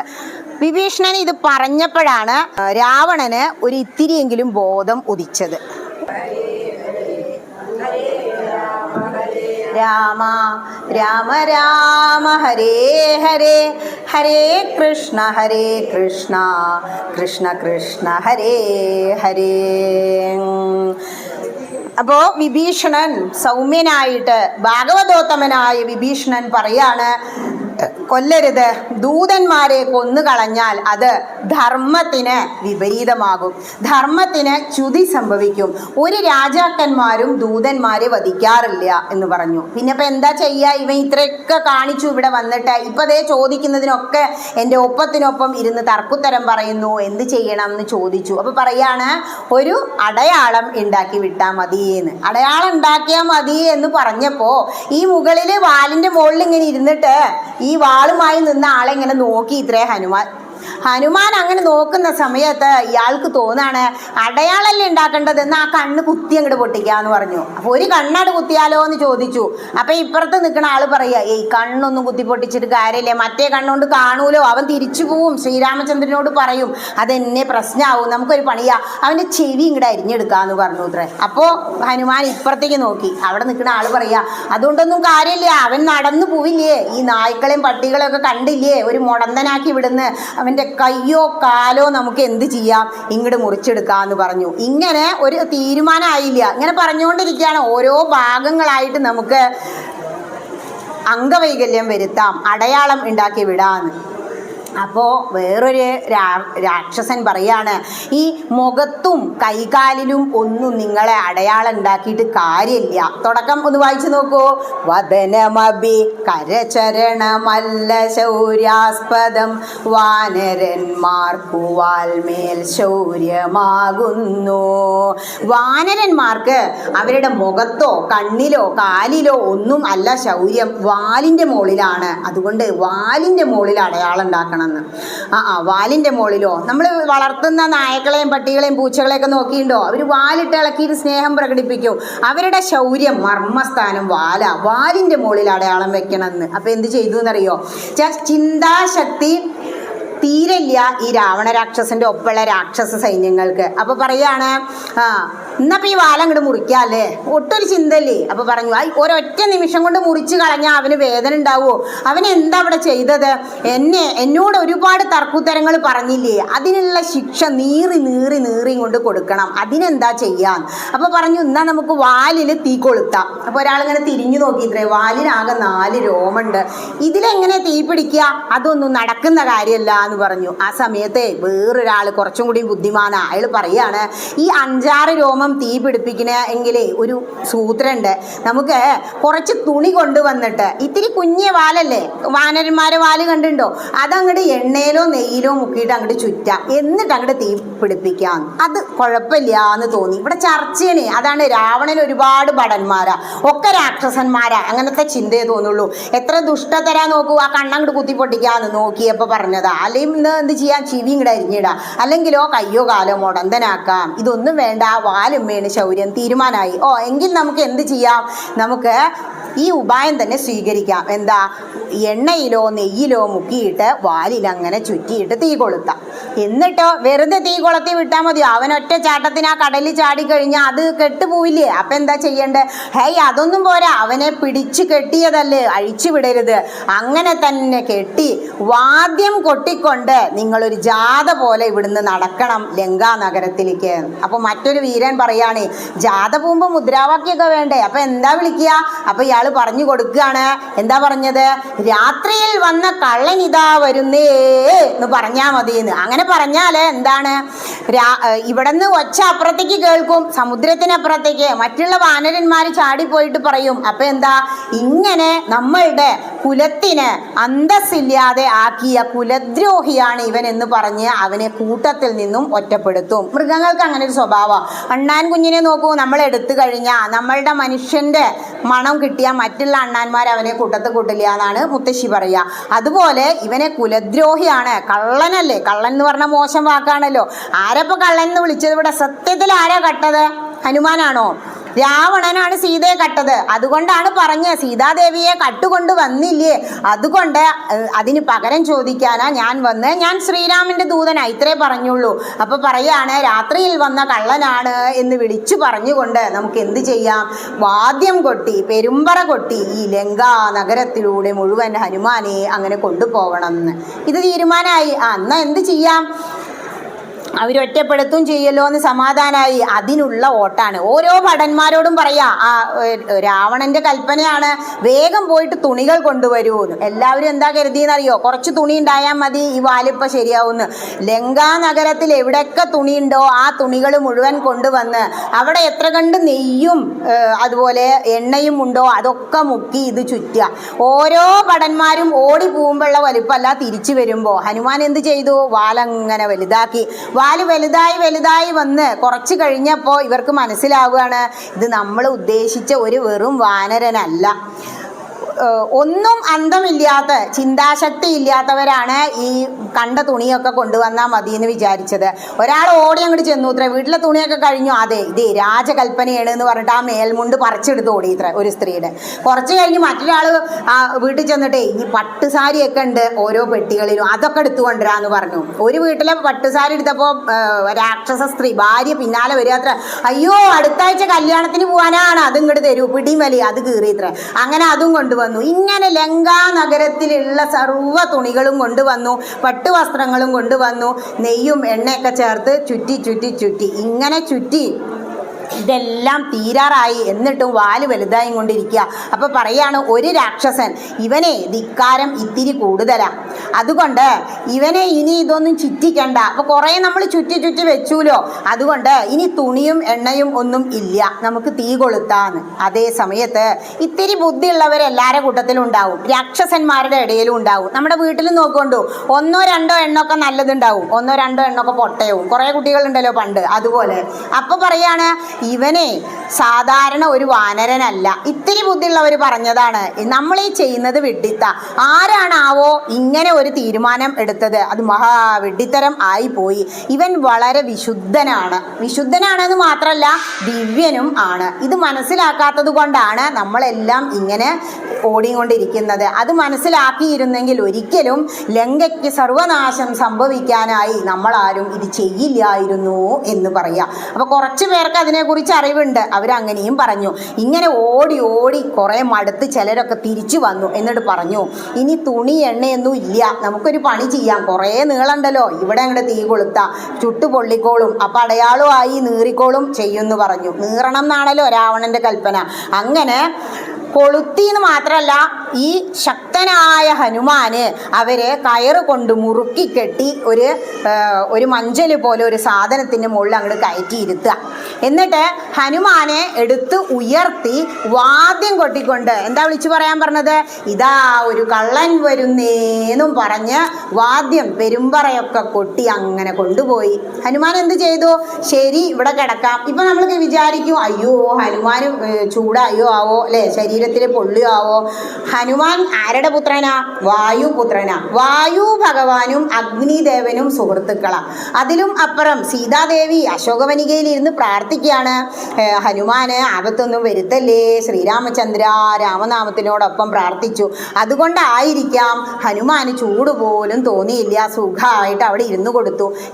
ആർക്കും ജയിക്കാനൊരു അവസരം കൊടുക്കണം എന്നാ. അപ്പൊ മുത്തശ്ശനൊക്കെ കണ്ടിട്ടുണ്ടോ, കുട്ടികൾ വന്നിട്ട് ഒരു ഇടി അങ്ങോട്ട് കൊടുത്താൽ അയ്യോ എന്നൊക്കെ പറഞ്ഞിട്ട് വീഴും. ശരിക്കും മുത്തശ്ശൻ വീഴുമൊന്നുമില്ല, പക്ഷെ കുട്ടിക്ക് സന്തോഷമായി. അതുപോലെ ഹനുമാൻ അങ്ങനെ ഇരുന്ന് കൊടുത്തു കുറച്ച് സമയം, ചെറിയ ഒരു കവീശ്വരനായിട്ട്, വാലാണെങ്കിൽ കുറേ വലുതും. ഇങ്ങനെ പടിഞ്ഞാറ് ഭാഗത്തേക്ക് കൊണ്ടുപോവുകയാണ് അവര് പെരുമ്പറ കൊട്ടിയും കൊണ്ട്. അങ്ങനെ പടിഞ്ഞാറ് ഭാഗത്ത് കോട്ടവാതിൽ കടന്നതും അവരെന്താ ചെയ്തറിയോ? ശരീരം ഒന്നുകൂടി കടുക് പോലെയാണ് ചെറുതാക്കി, ആകെ ചുറ്റി കെട്ടിയിരിക്കല്ലേ, ഒക്കെ അങ്ങോട്ട് വേറിട്ടു. ആ സമയത്ത് പിന്നെ സമയമൊന്നും കൊടുത്തില്ല. ഈ ഏറ്റി കൊണ്ടുപോകുന്നവർ എന്താ ഇപ്പോൾ വെയിറ്റ് കുറഞ്ഞല്ലോ, അവൻ പോയി വെച്ചിട്ട് എത്തി നോക്കിയിത്രേ. അപ്പോൾ അവിടെ ഉണ്ട്, വലിപ്പം കുറച്ച് കുറഞ്ഞിട്ടുണ്ടല്ലോ, അവനൊരു മായാവിയെ പോലെ അവിടെ ഇരിക്കട്ടെ, എന്നാലും തീ കത്തനുണ്ടോ നോക്കി. ഉറപ്പിച്ചു കത്തനുണ്ട്. ഒരൊറ്റ നിമിഷമേ കൊടുത്തുള്ളൂ, ശരീരം പർവ്വതത്തെ പോലെ അങ്ങോട്ട് വലുതാക്കി. ശക്തനായ ഹനുമാൻ ശരീരം വലുതാക്കിയപ്പോ ആ ബന്ധനം ഒരുപാട് കയറുകളില്ലേ, കയറൊക്കെ അങ്ങോട്ട് പൊട്ടി. കയറെല്ലാം പൊട്ടിയ സമയത്ത് ഈ എടുത്തു കൊണ്ടുപോകുന്ന രാക്ഷസർക്ക് പർവ്വതം പോലെ വലുതായപ്പോ കൈ കുഴഞ്ഞു അത്ര. അയ്യോ എന്ന് പറഞ്ഞിട്ട് അത് താഴെ ഇട്ടു. താഴെ ഇട്ടപ്പോ എന്താ വിചാരിച്ചെന്നോ, ഇവൻ അങ്ങോട്ട് പോയിക്കോളും എന്ന് വിചാരിച്ചു. പക്ഷെ ഇവനെ ഏറ്റിക്കൊണ്ടുപോകുമ്പോ എന്താ പറഞ്ഞ്, ഇതാ ഒരു കള്ളൻ വരുന്നേ പറഞ്ഞില്ലേ. അതിന് പകരം കാണിക്കാൻ വേണ്ടി ഹനുമാനുവിനെ ക്ഷമയൊന്നുമില്ല, മഹാദേവന്റെ ബീജാണ്. എന്താ? ക്ഷിപ്രപ്രസാദിയും ക്ഷിപ്രഗോപിയുമാണ്. ആ ദേഷ്യം ഇങ്ങനെ കടിച്ചിറക്കിയിരിക്കുക. നീ അല്ലടാ എന്നെ കള്ളൻ എന്ന് വിളിച്ചെയ്തിട്ട് ഒരൊറ്റടിയാണ് ആ 4 ഭടന്മാരുടെയും പണി അപ്പൊ തന്നെ തീർത്തു. അവരെ വധിച്ചു. എന്നിട്ടോ നേരെ പടിഞ്ഞാറേ ഗോപുരത്തിന്റെ മുകളിലേക്ക് ഒരൊറ്റ ചാട്ടം. ഗോപുരത്തിന്റെ മുകളിൽ കയറി ചാടി കഴിഞ്ഞാൽ എന്താ, മരല്ലേ, തീ പിടിക്കും. ആകെ തീ പിടിച്ചു, തീയോട് തീയ്, എല്ലാ ഗോപുരത്തിലും തീയ്. കുറച്ച് സമയം അവിടെ ഇരുന്നുള്ളൂ ഗോപുരത്തിന്റെ മുകളിൽ. ഓരോ ഗോപുരങ്ങൾ, ഇനി ലങ്കാ വിവരണം വരുന്നുണ്ട്. രാക്ഷസേശ്വരന്റെ ലങ്ക ആകാശം മുട്ട് വളർന്ന വലിയ വലിയ ഗോപുരങ്ങൾ ഉണ്ടായിരുന്നു അത്രേ. ചന്ദ്രൻ ഉദിച്ച അതിൻ്റെ ഒപ്പം നിൽക്കുന്ന ഗോപുരങ്ങളാ. ആ ഗോപുരത്തിന് മുകളിൽ ഇരുന്ന് അവിടെ തീ പടർത്തി. ഒന്നിനോടൊന്നിങ്ങനെ മെച്ചം. പ്രത്യേകിച്ചും എന്താണോ, ഈ രാക്ഷസന്മാരുടെ വീടുകളിലെല്ലാം എപ്പോഴും എന്തുണ്ടാവും, നമ്മളോടത്തെ കാപ്പിയും ചായയും പോലെ ഇഷ്ടം പോലെ ബ്ലഡ് ഉണ്ടാവും അത്ര. ബ്ലഡ് വേഗം തീ പിടിക്കുന്ന സാധനമാണല്ലോ. അങ്ങനെ ഓരോ ഗോപുരത്തിൽ നിന്നും ചാടി ചാടി ഹനുമാൻ പോവുക. എല്ലാം തീ പിടിച്ചു. ഉറപ്പിച്ചു അത്രേ, ഇവിടെ തീ പിടിച്ചുവോ, ഉറപ്പായി നേരെ അപ്പുറത്തേക്ക് ചാടി. വാനരന്മാരുടെ സ്വഭാവം തന്നെ. അങ്ങനെ ചാടി ചാടി ചാടിയിട്ട് ഈ ഭൂതാങ്കിരി കണ്ടിട്ടില്ലേ, നടക്കില്ല, അത് ചാടിയുള്ളൂ. അങ്ങനെ ചാടി ചാടി ഹനുമാൻ ഓരോ ഗോപുരത്തിലും തീ പടർത്തി. ഗോപുരങ്ങളിൽ നിന്നൊക്കെ വിട്ട് എന്ത് ചെയ്തു, ആനപ്പന്തി ഉണ്ട് ഇവർക്ക്. ഈ ചതുരംഗപ്പട എന്ന് പറയും പണ്ടൊക്കെ അവരുടെ സൈന്യത്തിലുള്ള ആന, തേർ, കാലാൾ, കുതിര. ഈ ആനപ്പന്തിയിൽ ചെന്നു, അവിടെ തീ വെച്ചു. ആനകളൊക്കെ പൊള്ളി മരിച്ചു, താഴെ വീണു. അതേ സമയത്ത് കുതിരലയത്ത് പോയി കുറെ കുതിരകൾ ചത്ത് വീണു. അതേപോലെ രഥപുരകളിൽ പോയി, അതുപോലെ പടപ്പാളയങ്ങളിൽ പോയി. ഇവരുമായി യുദ്ധം ചെയ്യാൻ ആവശ്യമായ എന്തെല്ലാം ഒരുക്കങ്ങൾ രാവണൻ ചെയ്തു വെച്ചിട്ടുണ്ടോ അതെല്ലാം നശിപ്പിച്ചു ഹനുമാൻ എന്ന് പറയാണ്. ഇങ്ങനെയെല്ലാം കത്തിച്ചാമ്പലായി ലങ്ക ഒരുവിധം അങ്ങനെ കത്തിച്ചാമ്പലായി കൊണ്ടിരിക്കുകയാണ്. പണ്ട് ഇന്ദ്രനെ ഇവിടെ കൊണ്ടുവന്നിട്ട് തടങ്കലിൽ പാർപ്പിച്ച വ്യക്തിയാണ് ആര്?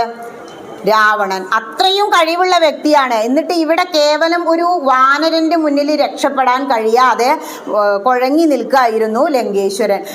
പിന്നെ ഒരൊറ്റ സ്ഥലത്ത് മാത്രം തീയൊന്നും പിടിച്ചില്ല അത്ര. ഭാഗവതോത്തമനായ വിഭീഷണന്റെ ഗോപുരം അല്ലെങ്കിൽ അദ്ദേഹത്തിന്റെ ഗൃഹം തീ പിടിക്കാതെ വാനരനായ ഹനുമാൻ കാത്തു. എന്തുകൊണ്ടാ? ഭഗവാനെ പൂജിക്കുന്ന ആദരിക്കുന്ന വിഷ്ണു ഭക്തനാണ് വിഭീഷണൻ. നമ്മളെ ആണാ പറയുന്നത്. ഇപ്പോൾ കൊറോണ വന്നു, സുനാമി വന്നു, പലതും വന്നു ഇല്ലേ? എത്രയോ ഭക്തജനങ്ങളുണ്ട്, ആരോഗ്യം കുറവുള്ളവരാ. വേദം ജപിക്കുന്നവർക്ക് ആർക്കും കൊറോണ പിടിച്ചില്ല. അവരെല്ലാം സത്സംഗവും കൂടി ക്ഷേത്രം തോറും അങ്ങനെ നടന്നു. കണ്ട വിഷയങ്ങളുടെ പുറകെ മുഴുവൻ പോയവർക്കെല്ലാം കൊറോണ പിടിച്ചു, അവരെല്ലാം മരിച്ചും പോയി. അത് തന്നെ ഇവിടെയും കാണിക്കുന്നത്. നമ്മുടെ ജീവിതത്തിൽ നമ്മൾ ഇത്തിരിയെങ്കിലും ഭക്തിമാർഗത്തിലൂടെ സഞ്ചരിക്കുന്നുണ്ടോ അവർക്ക് എന്തുണ്ടായിരിക്കില്ല? യാതൊരാപത്തും ഉണ്ടായിരിക്കില്ല. വീട്ടിൽ നിന്ന് ഇറങ്ങുമ്പോൾ എന്താ പ്രാർത്ഥന? അമ്മേ കുറെ കാലമായി ഈ വണ്ടി എടുത്തിട്ട്. മാത്രമല്ല ഇപ്പൊ NH വന്നു, എനിക്ക് പേടിയാ, കറക്റ്റ് അവിടെ എത്തിക്കണേന്നൊരു പ്രാർത്ഥന. ഇവിടെ എത്തുമ്പോൾ 9:15 നട അടയ്ക്കും ഉറപ്പായി. എത്തുണ്ടാവില്ല ഈശ്വര, നട അടച്ചാൽ 10 മണിയാവുമല്ലോ എന്നുള്ള ബേജാറിലാണ് വരുന്നത്. തൊഴുത് പുറത്തേക്ക് വരുമ്പോഴാണ് സെക്യൂരിറ്റി പറയണ അടക്കിയല്ലേ. അപ്പോഴത്തെ ആ ഒരു മനസ്സ് ചിന്തിച്ചു നോക്കൂ, ആരാ നമ്മളെ അവിടെ എത്തിച്ചേ? നമ്മുടെ കഴിവാണോ? അല്ല. ഇവിടെ വിഷ്ണു ഭക്തനായ വിഭീഷണന്റെ ഗൃഹമൊഴികെ എല്ലാം ചുട്ട് ചാമ്പലാക്കി എന്ന് പറയാ. പണ്ട് അശോകവനികയിൽ സീതാദേവി ഇരുന്ന അശോകമരത്തിന് മാത്രം ഒന്നും സംഭവിച്ചില്ലല്ലോ, അതുപോലെ ഇവിടെ വിഭീഷണന്റെ ഗൃഹത്തിനും ഒന്നും പറ്റിയില്ല. ഈ വീടിനൊക്കെ തീ പിടിച്ചപ്പോ രാക്ഷസ സ്ത്രീകൾക്ക് ഒരുപാട് മുടി ഉണ്ടാവും ഇല്ലേ? അവരാണെങ്കിൽ പട്ടുസാരിയും ഒക്കെയാണ് ഉടുത്തിട്ടുണ്ടാവുക. പട്ടുസാരിയൊക്കെ തീ പിടിച്ചാലത്തെ അവസ്ഥ മേലിങ്ങോട്ട് ഉരുകി മുറുകില്ലേ, പോളിസ്റ്റർ വസ്ത്രമാണെങ്കിൽ. അങ്ങനെ അവര് അലമുറ ഇടുകയാണ്. അലമുറ ഇട്ട് ഇങ്ങനെ നടക്കുമ്പോഴേ മുടി ഇങ്ങനെ കത്തി പൊങ്ങുക, ഉടുതുണിയിൽ കൂടെ കയ്യിന്റെ കാലിന്റെ ഒക്കെ മുകളിൽ കൂടെ ഇതിങ്ങനെ കത്തി കയറുക. അവർ കഴിക്കുന്ന ഭക്ഷണം തന്നെ എന്താ? മാംസാണ്, രക്തമൊക്കെയാണ്. ഒരു വീട്ടില് 12 മണിക്കാത്ര ഇപ്പോഴത്തെ കുട്ടികൾ നീക്കണ അങ്ങനെയാണല്ലോ. ഈ രാക്ഷസന്മാരെ സ്വഭാവമാണ് ഈ രാവിലെ കിടന്നുറങ്ങുന്നത്. ഒരിക്കലും 6 മണിക്ക് ശേഷം ഉറങ്ങരുത് എന്നാ. സൂര്യൻ ഉദിക്കുന്നതിന് മുമ്പ് നമ്മൾ എഴുന്നേറ്റിട്ടുണ്ടാവണം. ഇപ്പോഴത്തെ കുട്ടികൾ എങ്ങനെയാ? ഉച്ചയിട്ട് നീക്കൂ. രാക്ഷസന്മാരെ സ്വഭാവം നട്ടപ്പാതിര വരെ അവരിങ്ങനെ നടക്കും. രാക്ഷസൻ അക്ഷസ് എന്ന് പറഞ്ഞ കണ്ണുകളിൽ ഇരുട്ടുള്ളവനാണ് രാക്ഷസൻ. രാത്രി രാക്ഷസന്മാർക്കുള്ളതാ. ഇവിടെ രാക്ഷസന്മാരില് വീട്ടില് ഒരു കുട്ടി രാവിലെ എഴുന്നേറ്റ തന്നെ നട്ടുച്ചയ്ക്കാത്രേ. അപ്പോഴേക്കാണല്ലോ പെരുമ്പറ കൊട്ടി ഈ മേളം ഇതൊക്കെ ഉണ്ടായത്. അടുക്കളയിൽ ചെന്നു അവൻ ബ്രേക്ക്ഫാസ്റ്റ് കഴിക്കാനിരുന്നതാ. നമ്മൾ ചായ കുടിക്കും പോലെ അമ്മയെ ചായ തരൂ എന്ന് പറഞ്ഞപ്പോൾ ഒരു കപ്പ് ബ്ലഡാണ് അത്ര കൊണ്ടുവന്ന് കൊടുക്കുക. അതാണ് കുടിച്ചു. ആ സമയത്തോ മട്ടൻ ഫ്രൈ ഒക്കെയാണ് അത്രേ. രാക്ഷസന്മാരല്ലേ, അത് പ്ലേറ്റിലും വെച്ചു കൊടുത്തു. തീ ഇങ്ങനെ കത്തി വന്നു. ചോരയല്ലേ, പെട്ടെന്ന് അത് കയറി പിടിച്ചു. ബോംബ് പൊട്ടും പോലെ അങ്ങോട്ട് പൊട്ടിപ്പോയി. അങ്ങനെ ഓരോരുത്തരും നിന്ന നിൽപ്പിൽ അങ്ങോട്ട് വെന്ത് ഉരുകി താഴെ വീഴുക. സകല ദിക്കിൽ നിന്നും വെന്ത് ഉരുകി മരിച്ചു വീഴുന്ന ആ ഒരു കാഴ്ച. ചില സമയത്ത് ഓരോ വലിയ മരങ്ങൾക്കൊക്കെ തീ പിടിച്ചിട്ടേ ആ മരങ്ങൾ വീണിട്ട് തീ പിടിക്കാതെ തന്നെ അവരുടെ ഭക്തി അല്ലെങ്കിൽ വിശ്വാസം കൊണ്ടായിരിക്കാം അവരൊന്നും മരിച്ചില്ല. ചിലർക്കൊക്കെ അംഗവൈകല്യം വന്നുള്ളൂ, ചിലർക്ക് വെന്തുരുകി മരിക്കേണ്ടി വന്നില്ല. ഇങ്ങനെ സകല ദിക്കിലും കരച്ചില. വെന്ത് ഉരുകി അങ്ങനെ ഓരോരുത്തരും മരിച്ചു വീഴുമ്പോൾ അവരെന്താ പറയുന്നതെന്നറിയോ? ശിവ ശിവാന്ന്. അല്ലാതെ രാവണ എന്നല്ല വിളിച്ചത്, ശിവ എന്നത്രേ വിളിച്ചത്. കാരണം രാവണൻ ആരുടെ ഭക്തനാ? ശിവന്റെ ഭക്തനാ. അതുകൊണ്ട് ശിവ ശിവ എന്ന് വിളിച്ചിട്ട് പറയാണ്, ഇതൊക്കെ ഞങ്ങളുടെ കർമ്മഫലാണ് ദൈവമേ എന്നും പറഞ്ഞ് കരയുമ്പോൾ ഇതിനെല്ലാം കാരണം ആരാ? ഈ ഉടലിങ്ങനെ ഉരുകി അങ്ങനെ വെന്തുരുകി മരിച്ചു വീഴുന്ന ആ ഒരവസ്ഥ. ഇതിനെല്ലാം കാരണം നമ്മളുടെ രാക്ഷസ രാജാവ് തന്നെ. ഇപ്പൊ നമ്മുടെ രാജ്യം ഭരിക്കുന്ന മന്ത്രിമാര് നല്ലതല്ലെങ്കിൽ അതിൻ്റെ ഗുണം അല്ലെങ്കിൽ ദോഷം നമ്മളുടെ പ്രജകൾ അനുഭവിക്കേണ്ടി വരും. അതുപോലെ രാക്ഷസ രാജാവായ അദ്ദേഹം എന്ത് ചെയ്തു? പതിവ്രതമാരായ ഒരുപാട് നാരിമാരെ ചേർത്ത് പുൽകി അവരുടെ ചാരിത്രഭംഗം വരുത്തി. അതുകൊണ്ട് പലരുടെയും അന്യന്മാരുടെ സ്വത്ത് കൈക്കലാക്കി. അതിൻ്റെ ഫലമായിട്ട് എന്ത് ചെയ്തു? ഇതെല്ലാം ഈ ദുരിതങ്ങൾ നമ്മൾ അനുഭവിക്കേണ്ടി വന്നു. നമ്മൾ പറയില്ലേ, അച്ഛനും അമ്മയും ചെയ്യുന്നതിൻ്റെ ദുരിതം ഫലം ആരനുഭവിക്കേണ്ടി വരും?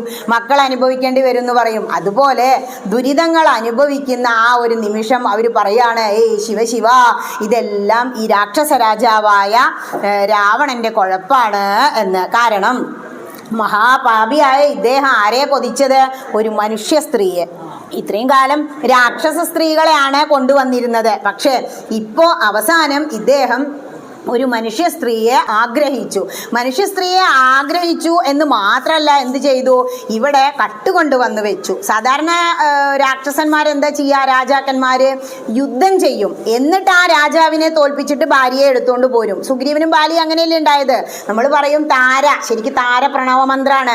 താര അപ്പം എന്തൊക്കെ പറയുന്നറിയോ, അത്രയും കാര്യങ്ങളൊക്കെ പറഞ്ഞിട്ട് അവസാനം പിന്നെ എന്താ ചെയ്തത്, സുഗ്രീവന്റെ കൂടെ സുഖമായിട്ട് താമസിക്കുക ചെയ്തത്.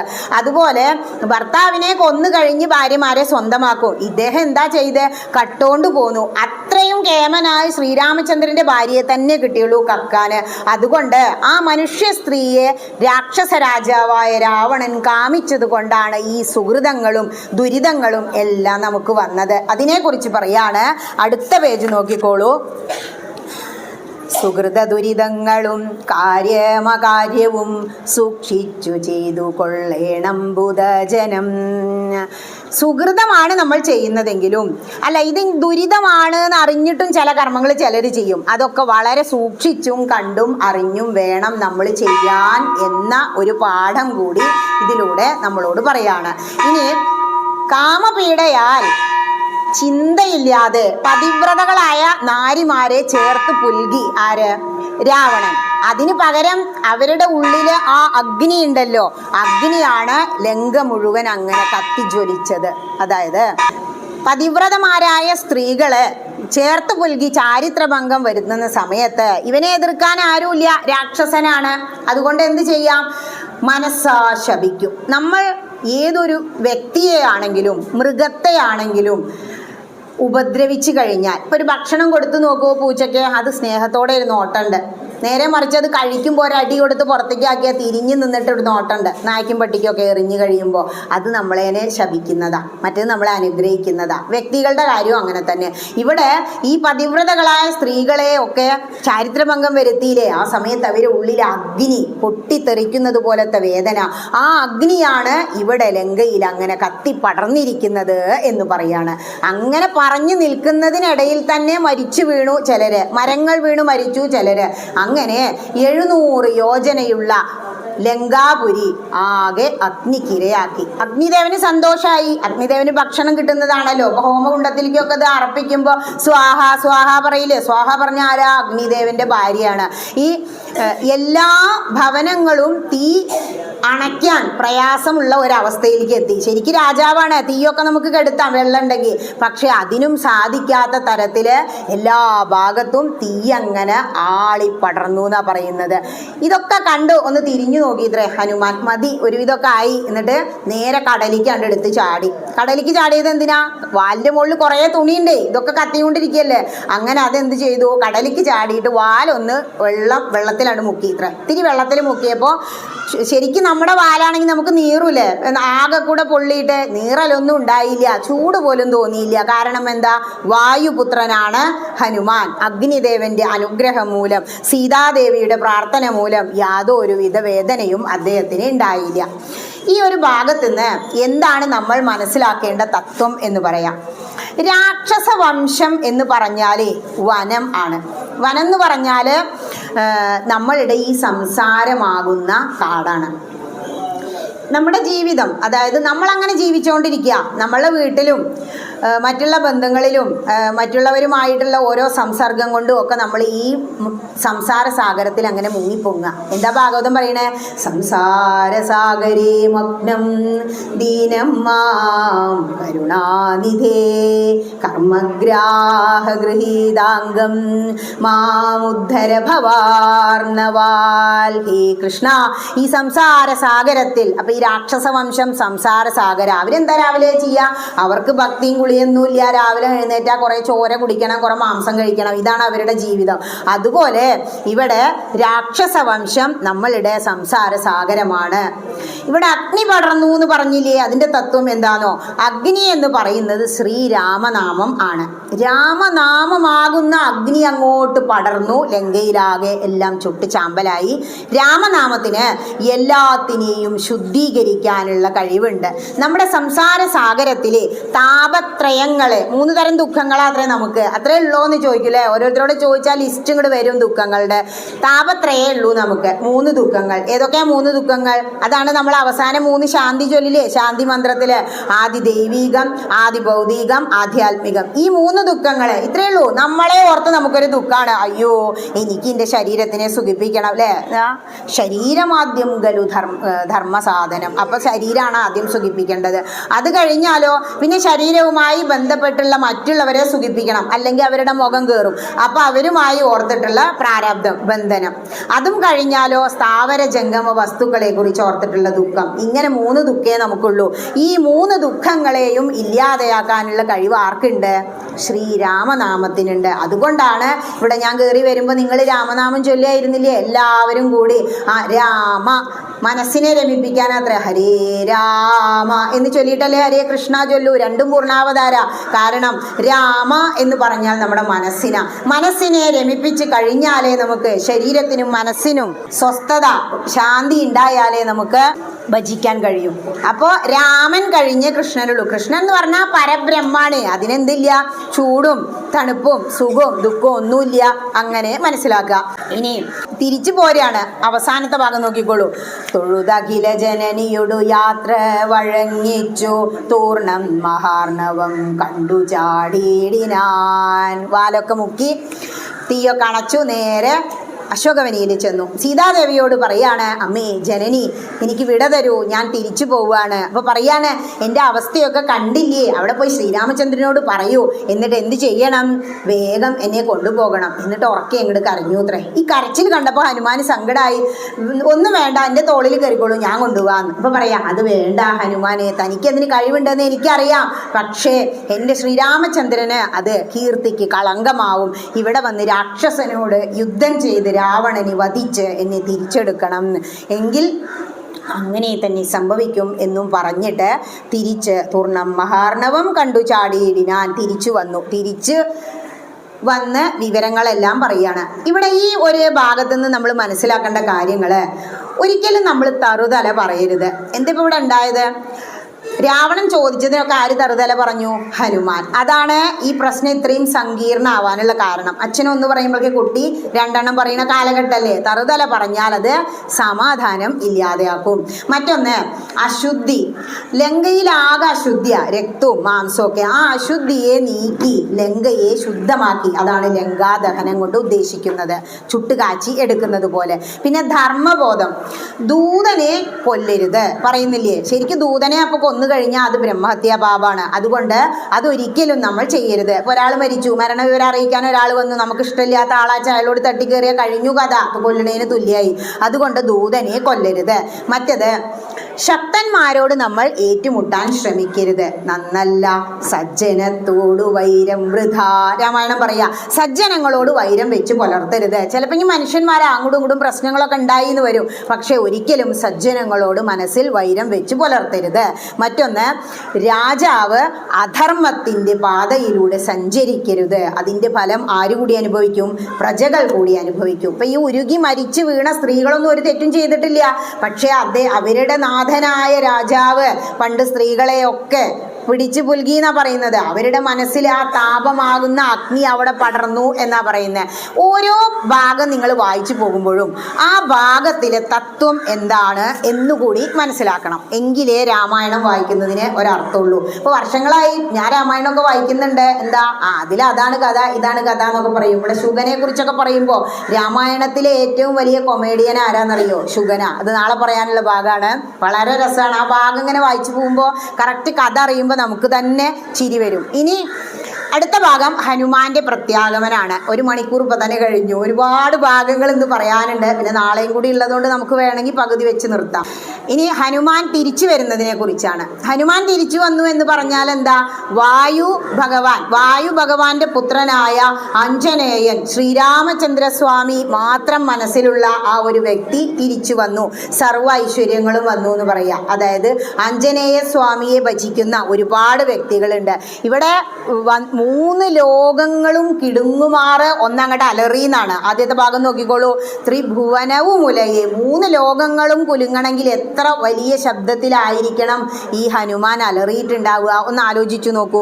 അങ്ങനെ വേണം നമ്മൾ ചിന്തിക്കാൻ. രാമായണത്തിലെ ഓരോ കഥകളും നമ്മളുടെ ധർമ്മബോധവും നമ്മളുടെ ബുദ്ധിക്കും അനുസരിച്ചിട്ടാണ് വിലയിരുത്തുക. അതിനും അപ്പുറം നമ്മളുടെ മനസ്സിലെ നീതിയോ ന്യായമോ ധർമ്മമോ അല്ല ദേവന്മാർക്ക് എന്ന് മനസ്സിലാക്കണം. ഈ മൂന്ന് ലോകങ്ങളും കിടുങ്ങി എന്ന് മാത്രമല്ല, മറ്റ് ഉള്ള വാനരരൊക്കെ അക്കരെ നിൽക്കുകയല്ലേ, ഇങ്ങോട്ട് ചാടി നിന്നിട്ട് ഉറക്ക കരയുമ്പോൾ വാനരർക്ക് മനസ്സിലായി സന്തോഷത്തിൻ്റെ ശബ്ദമാണ് ഇത്. അതുകൊണ്ട് കാര്യം സാധിച്ചിട്ടാണ് ഹനുമാൻ വരുന്നത്. നോക്കൂ, ഒരു 4 വരി കഴിഞ്ഞിട്ട് ഹനുമാന്റെ പ്രത്യാഗമനം. കവിനിവഹ വീരരെ കണ്ടിതോ സീതയെ കാകുൽസ്തവീരനുഗ്രഹത്താലഹം. കണ്ടിതു സീതയെ, ഹേ കൂട്ടുകാരെ, കവിവരന്മാരെ, ഞാൻ സീതാദേവിയെ കണ്ടു. ആദ്യം തന്നെ എന്താ പറഞ്ഞ്? സീതാദേവിയെ എന്നല്ല, കണ്ടിതു സീതയെ. പറയേണ്ട കാര്യം നമ്മൾ എന്ത് ചെയ്യണം? പെട്ടെന്ന് തന്നെ മറ്റുള്ളവർക്ക് ആ മെസ്സേജ് പാസ് ചെയ്യുന്നതിൻ്റെ സ്പീഡിനെ കുറിച്ച് പറയാണ്. അത്രയും പറഞ്ഞിട്ട് ലങ്കയും ഉദ്യാനവും ഞാൻ എന്ത് ചെയ്തു? ഒന്ന് ദഹിപ്പിച്ചു കേട്ടോ എന്ന് അവർ വിവരം ചോദിക്കുക. എന്തൊക്കെ അവിടെ ഉണ്ടായേ നമ്മൾ ചോദിക്കില്ലേ? അതുപോലെ ലങ്ക ഒക്കെ കണ്ടു, വളരെ കേമാണ്. പക്ഷെ ഞാൻ അശോകവനിയിൽ സീതാദേവി ഇരിക്കുന്നത് കണ്ടു, അവിടെ കുറച്ച് തച്ച് പൊഴിച്ചു. ആ സമയത്ത് അവരെന്നെ പിടിച്ച് കെട്ടിക്കൊണ്ടുപോയി. അപ്പം ഞാൻ എന്ത് ചെയ്തു? അവിടെയൊക്കെ ഒന്ന് ചുട്ട് ചാമ്പലാക്കി രാവണനോട് കാര്യങ്ങളെല്ലാം പറഞ്ഞ് മനസ്സിലാക്കിയിട്ടുണ്ട് കേട്ടോ എന്ന് ഇങ്ങനെ പറയാണ്. ജാമ്പവാൻ തുടങ്ങിയ എല്ലാ വാനരന്മാരും നടക്കൂ, നമുക്ക് ശ്രീരാമചന്ദ്രനോട് ഈ വിവരം പോയി പറയാമെന്ന്. ഇത് കേട്ടതോടെ ചില വാനരന്മാരൊക്കെ നല്ല വലിപ്പമുള്ളവരും ചെറുതുകളും ഒക്കെ ഉണ്ടല്ലോ, വലിയ വാനരന്മാരൊക്കെ ഹനുമാനെ ഇങ്ങോട്ട് പുൽകിയിത്ര.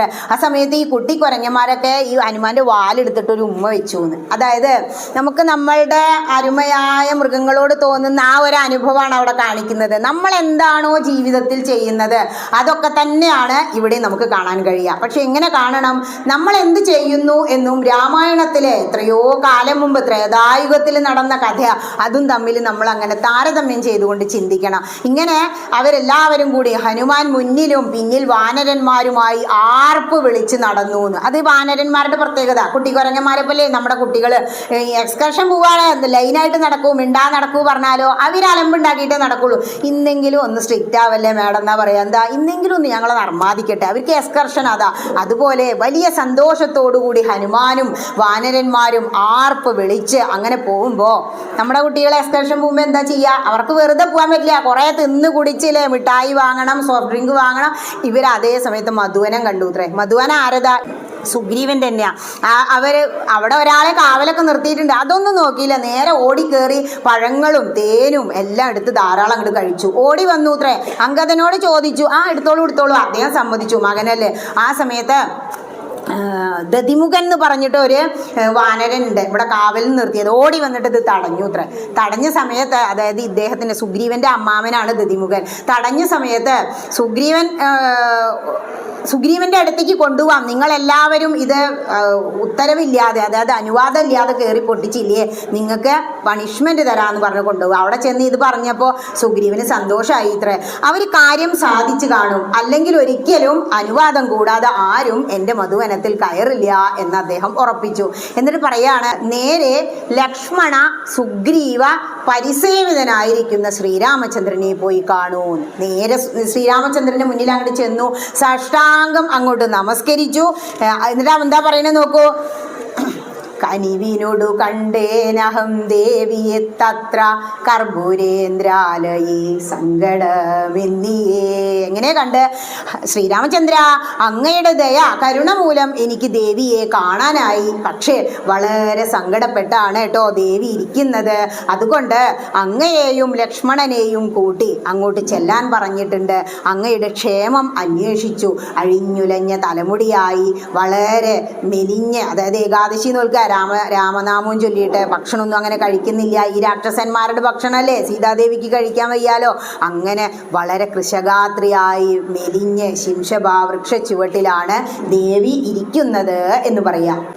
ഇത്രയും പറഞ്ഞു കഴിഞ്ഞിട്ട് ഉപവാസത്താൽ മെലിഞ്ഞ ദേവിയുടെ ചുറ്റും രാക്ഷസ സ്ത്രീകളാണ്. അവരുടെ കുഴപ്പം എന്താ? അവരിങ്ങനെ ഹുങ്കാരം മുഴക്കും, പലതരം ശബ്ദങ്ങൾ ഉണ്ടാക്കും. നമ്മുടെ സ്വഭാവമൊന്നും അല്ലല്ലോ. അതുകൊണ്ട് വളരെ വിഷമത്തിലാണ് ദേവി ഇരിക്കുന്നത്. ലക്ഷ്മി ദർശനം മഹാപുണ്യം തന്നെ. പക്ഷേ ഈ ഒരവസ്ഥ അത് വളരെ കഷ്ടമാണ് ശ്രീരാമചന്ദ്ര എന്ന വിവരം ആരെ അറിയിച്ചു? ശ്രീരാമനെ അറിയിച്ചു. അപ്പോൾ എന്താ ദേവി ചെയ്യുന്നേ ചോദിച്ചപ്പോൾ രാമനാമം ജപിച്ചുകൊണ്ടിരിക്കുകയാണ്. അങ്ങയുടെ നാമം ചൊല്ലുന്നത് കൊണ്ട് മാത്രമാണ് ആ ജീവൻ ശരീരത്തിൽ അവശേഷിക്കുന്നത് എന്നും പറഞ്ഞു. ഇതൊക്കെ കേട്ടപ്പോൾ ഭഗവാന് സന്തോഷമായി. ഏതായാലും അവനവൻ്റെ ഭാര്യയെ നഷ്ടപ്പെട്ടു, അവളെ തിരിച്ചു കിട്ടി എന്നറിയുമ്പോൾ ഉള്ള ആ ഒരു സന്തോഷം ഹനുമാൻ അത് മാത്രമല്ല സാഷ്ടാംഗം നമസ്കരിച്ച് ഈ വിവരവും പറഞ്ഞ് എഴുന്നേറ്റിട്ട് എന്താ കൊടുത്തത്? അങ്കുലീയം കൊടുത്തിരുന്നില്ലേ കൊണ്ടുപോവാന്? ചൂടാരത്നം തിരിച്ചും കൊടുത്തുല്ലോ. കഴിഞ്ഞ കഥകളിൽ നിങ്ങൾ കണ്ടു കാണും. അത് തിരിച്ചു കൊടുത്തു. ഈ ഞാൻ അങ്കുലീയം കൊടുത്തപ്പോൾ സീതാദേവി അത് എടുത്ത് ശിരസിലും മാറിലും മുഖത്തും ഒക്കെ വെച്ചു. ശ്രീരാമചന്ദ്രനെ ഉമ്മ വയ്ക്കും പോലെ അതിനെ പുണർന്നു. വളരെ സങ്കടത്തിലാണ്. ഇതാ ചൂടാരത്നവും തന്നിട്ടുണ്ട് എന്ന് പറഞ്ഞു. മാത്രമല്ല ഒരടയാളവാക്കും പറഞ്ഞിട്ടുണ്ട്. കണ്ടു എന്നൊരു ഉറപ്പ് വേണമല്ലോ, തെളിവ് വേണ്ടേ? എന്താണത് ചോദിച്ചപ്പോൾ ചൂടാരത്നം വാങ്ങിച്ചു, സീതാദേവിയുടെ മുടിയിലുണ്ടായിരുന്നതാണ്. കഥ എന്താന്ന് ചോദിച്ചപ്പോൾ പറയാം, ചിത്രകൂടത്തിൽ നിങ്ങൾ താമസിച്ചില്ലേ, ആ സമയത്ത് മൂർച്ചയേറിയ നഖങ്ങളുള്ള ഒരു കാക്ക വന്നില്ലേ, നിങ്ങളവിടെ പലലം എന്ന് പറഞ്ഞാൽ ഇറച്ചി കഷ്ണം. രാജാക്കന്മാരാണ് അവര്, ക്ഷത്രിയ വംശമാണ്. ക്ഷത്രിയൻ ഇപ്പൊ നമ്മുടെ മിലിറ്ററി കോട്ട എന്നൊക്കെ പറയില്ലേ, മിലിറ്ററിക്കാർക്ക് ആ തണുപ്പിൽ നിൽക്കണമെങ്കിൽ കോട്ട അടിച്ചേ പറ്റൂ. അതുമാതിരി ഇവര് രാക്ഷസന്മാരും മറ്റവര് ക്ഷത്രിയരും. ക്ഷത്രിയരുടെ വംശം അവര് മാംസം ഉപയോഗിച്ചിരുന്നു എന്നാണ് ഈ അധ്യാത്മരാമായണം പറയുന്നത്. അതുകൊണ്ട് മാംസ കഷ്ണങ്ങൾ നിങ്ങൾ ഉണക്കാനിട്ടപ്പോൾ ഒരു കാകൻ, അതാരായിരുന്നു? ജയന്തൻ എന്ന ഒരു പക്ഷി, കാക്കയായിരുന്നു. അവിടെ വന്ന് ഈ പലലം കൊത്തി ചിക്കി പരത്തിയപ്പോൾ ദേഷ്യം വന്നു. സീതാദേവിയുടെ മടിയിൽ അങ്ങ് തലവെച്ച് കിടക്കുകയായിരുന്നില്ലേ, ഓരോന്നെടുത്ത് എറിഞ്ഞു അങ്ങയുടെ ഉറക്കം ഉണർത്തണ്ടെന്ന് വിചാരിച്ചിട്ട്. പക്ഷേ അവൻ കൊത്തി വേദനിപ്പിച്ചില്ലേ ദേവിയെ. ആ സമയത്ത് അങ്ങ് ഉണർന്നിട്ട് അവന് ദിവ്യാസ്ത്രം അയച്ച് ഒരു കണ്ണ് പൊട്ടിച്ച് കളഞ്ഞില്ലേ. ഇത്രയും കഥയെ പറഞ്ഞുള്ളൂ. ഇതിന് മുമ്പും വരുന്നുണ്ട്, അതുകൊണ്ട് ഷോർട്ടാക്കി പറഞ്ഞതാണ്. ഇങ്ങനെ ഉണ്ടായ കഥ കൂടി പറഞ്ഞപ്പോൾ ശ്രീരാമചന്ദ്രൻ ഉറപ്പായി അത് സീതാദേവി തന്നെ. ഇപ്പോൾ വാനരന്മാരാണ്, അവരാദ്യം കണ്ടിട്ടില്ല. ഇനിയിപ്പോൾ ഏതെങ്കിലും ഒരു സ്ത്രീനെ കണ്ടിട്ട് ഇത് ഇങ്ങനെയെന്ന് പറഞ്ഞാൽ വിശ്വസിക്കില്ല. അപ്പം ചൂടാരത്നം കൊടുത്തു, എന്നിട്ടും വിശ്വസിക്കാനാണ് എന്ത്? ഒരു കഥ. അതാണ് അടയാളവാക്യം എന്ന് രാമായണത്തിൽ പറയുന്നത്. ഇങ്ങനെ ഇതൊക്കെ കഴിഞ്ഞതിന് ശേഷം വല്ലാതെ സങ്കടപ്പെട്ടു.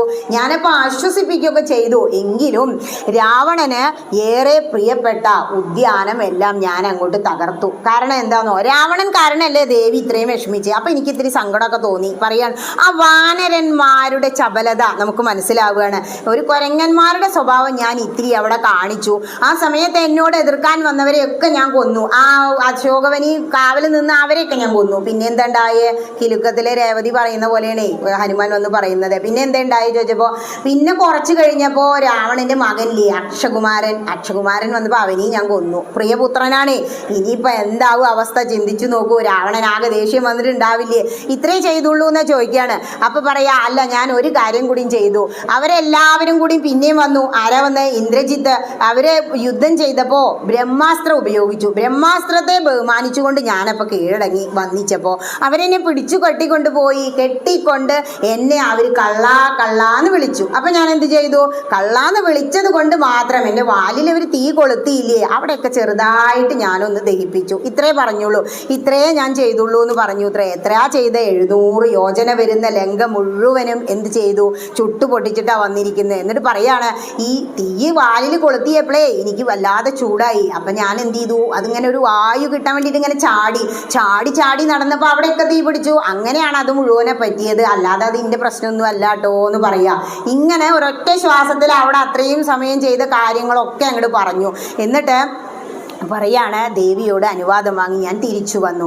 ഇങ്ങനെ എല്ലാം അങ്ങോട്ട് പറഞ്ഞു കഴിഞ്ഞപ്പോൾ ശ്രീരാമചന്ദ്രൻ ചിന്തിക്കുകയാണ്, ദേവന്മാർക്ക് പോലും ഇതൊന്നും ആവില്ല. ഇന്ദ്രൻ എന്താണ്ടായേ? ദേവേന്ദ്രനെ കൊണ്ടുപോയിട്ട് അവിടെ തടങ്കലിലിട്ടു. അങ്ങനെ ദേവന്മാർക്ക് പോലും കഴിയാത്ത കാര്യമാണല്ലോ ഹനുമാനെ നീ ചെയ്തത്. സുഗ്രീവൻ പറയാ ഹനുമാനോട്, എൻ്റെ സർവസ്വവും ഞാൻ നിനക്ക് തന്നു. കാരണം എന്തൊക്കെ തന്നാലും നീ ഇപ്പോൾ ചെയ്തതിന് പകരമാവില്ല. ശ്രീരാമചന്ദ്രന് സന്തോഷമായില്ലേ? നമ്മളെ കൊണ്ട് ചെയ്തു കൊടുക്കാം. സുഗ്രീവ സഖ്യം ചെയ്തപ്പോൾ പറഞ്ഞതാ, ഇത്ര നാളും കാണാനോ ചെയ്യാനോ പറ്റിയില്ല. എന്നിട്ട് യുദ്ധത്തിന് വരെ ലക്ഷ്മണൻ ചെന്നതാ. ഇപ്പോൾ ആ കാര്യം സാധിച്ചു. ഇതിലും വലിയ ഒരു പ്രിയൻ ഇനി വേറെ ഇല്ലാന്ന്. എന്നിട്ട് പറയാ. നോക്കൂ, പുനരഭി രമാവരൻ മാരുതപുത്രനെ പൂർണ്ണമോദം പുണർന്നിടിനാനാദരാൽ. ആ ഭാഗം അവസാനിക്കുന്ന കേട്ടോ യുദ്ധകാണ്ഡത്തിന് മുമ്പായിട്ട്. രമാവരൻ ശ്രീരാമചന്ദ്രൻ ആരെ മാറോടണച്ചു? ഹനുമാനെ മാറോടണച്ചു. എന്താ കാരണം? സീതാദേവിയെ കണ്ടുകിട്ടുക അത്രയും പ്രയാസകരമായ കാര്യമാണ്. ഭക്തിയൊക്കെ ഉണ്ട്, ഞാൻ എന്നും വന്ന് തൊഴുന്നുണ്ട്, പക്ഷേ ഒരു നിമിഷം ഒരു ദിവസം നമുക്ക് ദേവി പ്രത്യക്ഷമായി എന്ന് പറഞ്ഞാൽ നമ്മളുടെ ഗുരു, നമ്മളുടെ ആചാര്യൻ നമ്മളെ മാറോടണച്ച് പുൽകും. അതാണ് ഇവിടെ സംഭവിച്ചത്. ഹനുമാൻ അത്രയും വലിയ ഭക്തനാ. രാമായണം തുടങ്ങുമ്പോൾ തന്നെ എന്താ പറയുന്നത്? ഇവൻ ആത്മജ്ഞാനത്തിന് പാത്രമാണ്, അതുകൊണ്ട് എന്ത് ചെയ്യണം? ഇവൻ ഉപദേശം കൊടുക്കണം എന്ന് സീതാദേവിയോട് പറഞ്ഞു. ഇവിടെ എന്ത് ചെയ്യുക? ഇവൻ എന്നെ ഉത്തമൻ എന്ന് കരുതി. സാധാരണ സീതാദേവിക്ക് മാത്രമേ ആ ഒരു ഭാഗ്യം കിട്ടൂ. ഇവിടെ ഹനുമാനെ ഒരു വാനരനായിട്ട് പോലും ചേർത്ത് പുൽകാൻ ശ്രീരാമചന്ദ്രൻ തയ്യാറായി. നോക്കേടൂ, മാരുതപുത്ര ഭാഗ്യോദയം. മാരുതിയുടെ ഒരു ഭാഗ്യം നമുക്ക് എന്നെങ്കിലും അങ്ങനെ ശ്രീരാമചന്ദ്രൻ, നമ്മളെയൊക്കെ പലരും അണയ്ക്കും പുൽകുമൊക്കെ ചെയ്യൂലേ, പക്ഷേ അവരെല്ലാവരും നമ്മളെ സ്നേഹിക്കുന്ന അവരുടെ കാര്യം നടക്കാൻ വേണ്ടിയിട്ടാണ്. അത് കുറച്ച് അങ്ങെത്തുമ്പോൾ നമുക്ക് മനസ്സിലാവും. അച്ഛൻ മക്കളെ സ്നേഹിക്കുന്നുണ്ടെങ്കിൽ, മക്കൾ അച്ഛനെ അമ്മയെ സ്നേഹിക്കുന്നുണ്ടെങ്കിൽ അതെൻ്റെ കടമയാണെന്നാ പറയുക. ഓരോ കാര്യങ്ങളും ചെയ്തു കൊടുക്കുമ്പോൾ പണത്തിൻ്റെയൊക്കെ മുകളിൽ ഓരോ പ്രശ്നങ്ങൾ വരുമ്പോഴാണ് ശരിക്ക് അച്ഛൻ മക്കളുടെ ബന്ധമൊക്കെ എത്രയേ ഉള്ളൂ എന്ന് നമുക്ക് മനസ്സിലാവുക. അവരവിടെ പിശുക്കുമ്പോൾ മക്കൾ മനസ്സിലാക്കും, ഇത്ര സ്നേഹമേ ഉള്ളൂ അല്ലേ എൻ്റെ അച്ഛന്. മക്കൾ ചെയ്യാൻ മടിക്കുമ്പോൾ അച്ഛൻ മനസ്സിലാക്കും, ഞാൻ എത്ര കാലം പോറ്റി, ഇത്രയൊക്കെ ഉള്ളൂ അല്ലേ. അതാണ് ഇവിടെ പറയുന്നത്.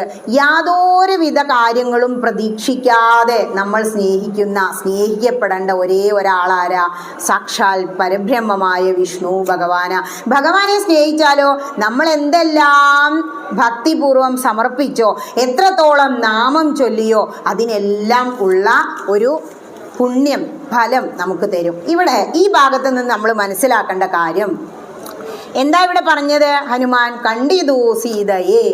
കാര്യം പറയുമ്പോൾ ആദ്യം അങ്ങോട്ട് പറയണം. സമയം, ടൈം ഈസ് പ്രീഷ്യസ്. അതൊരു നമുക്ക് പറഞ്ഞു തരുന്ന തത്വം.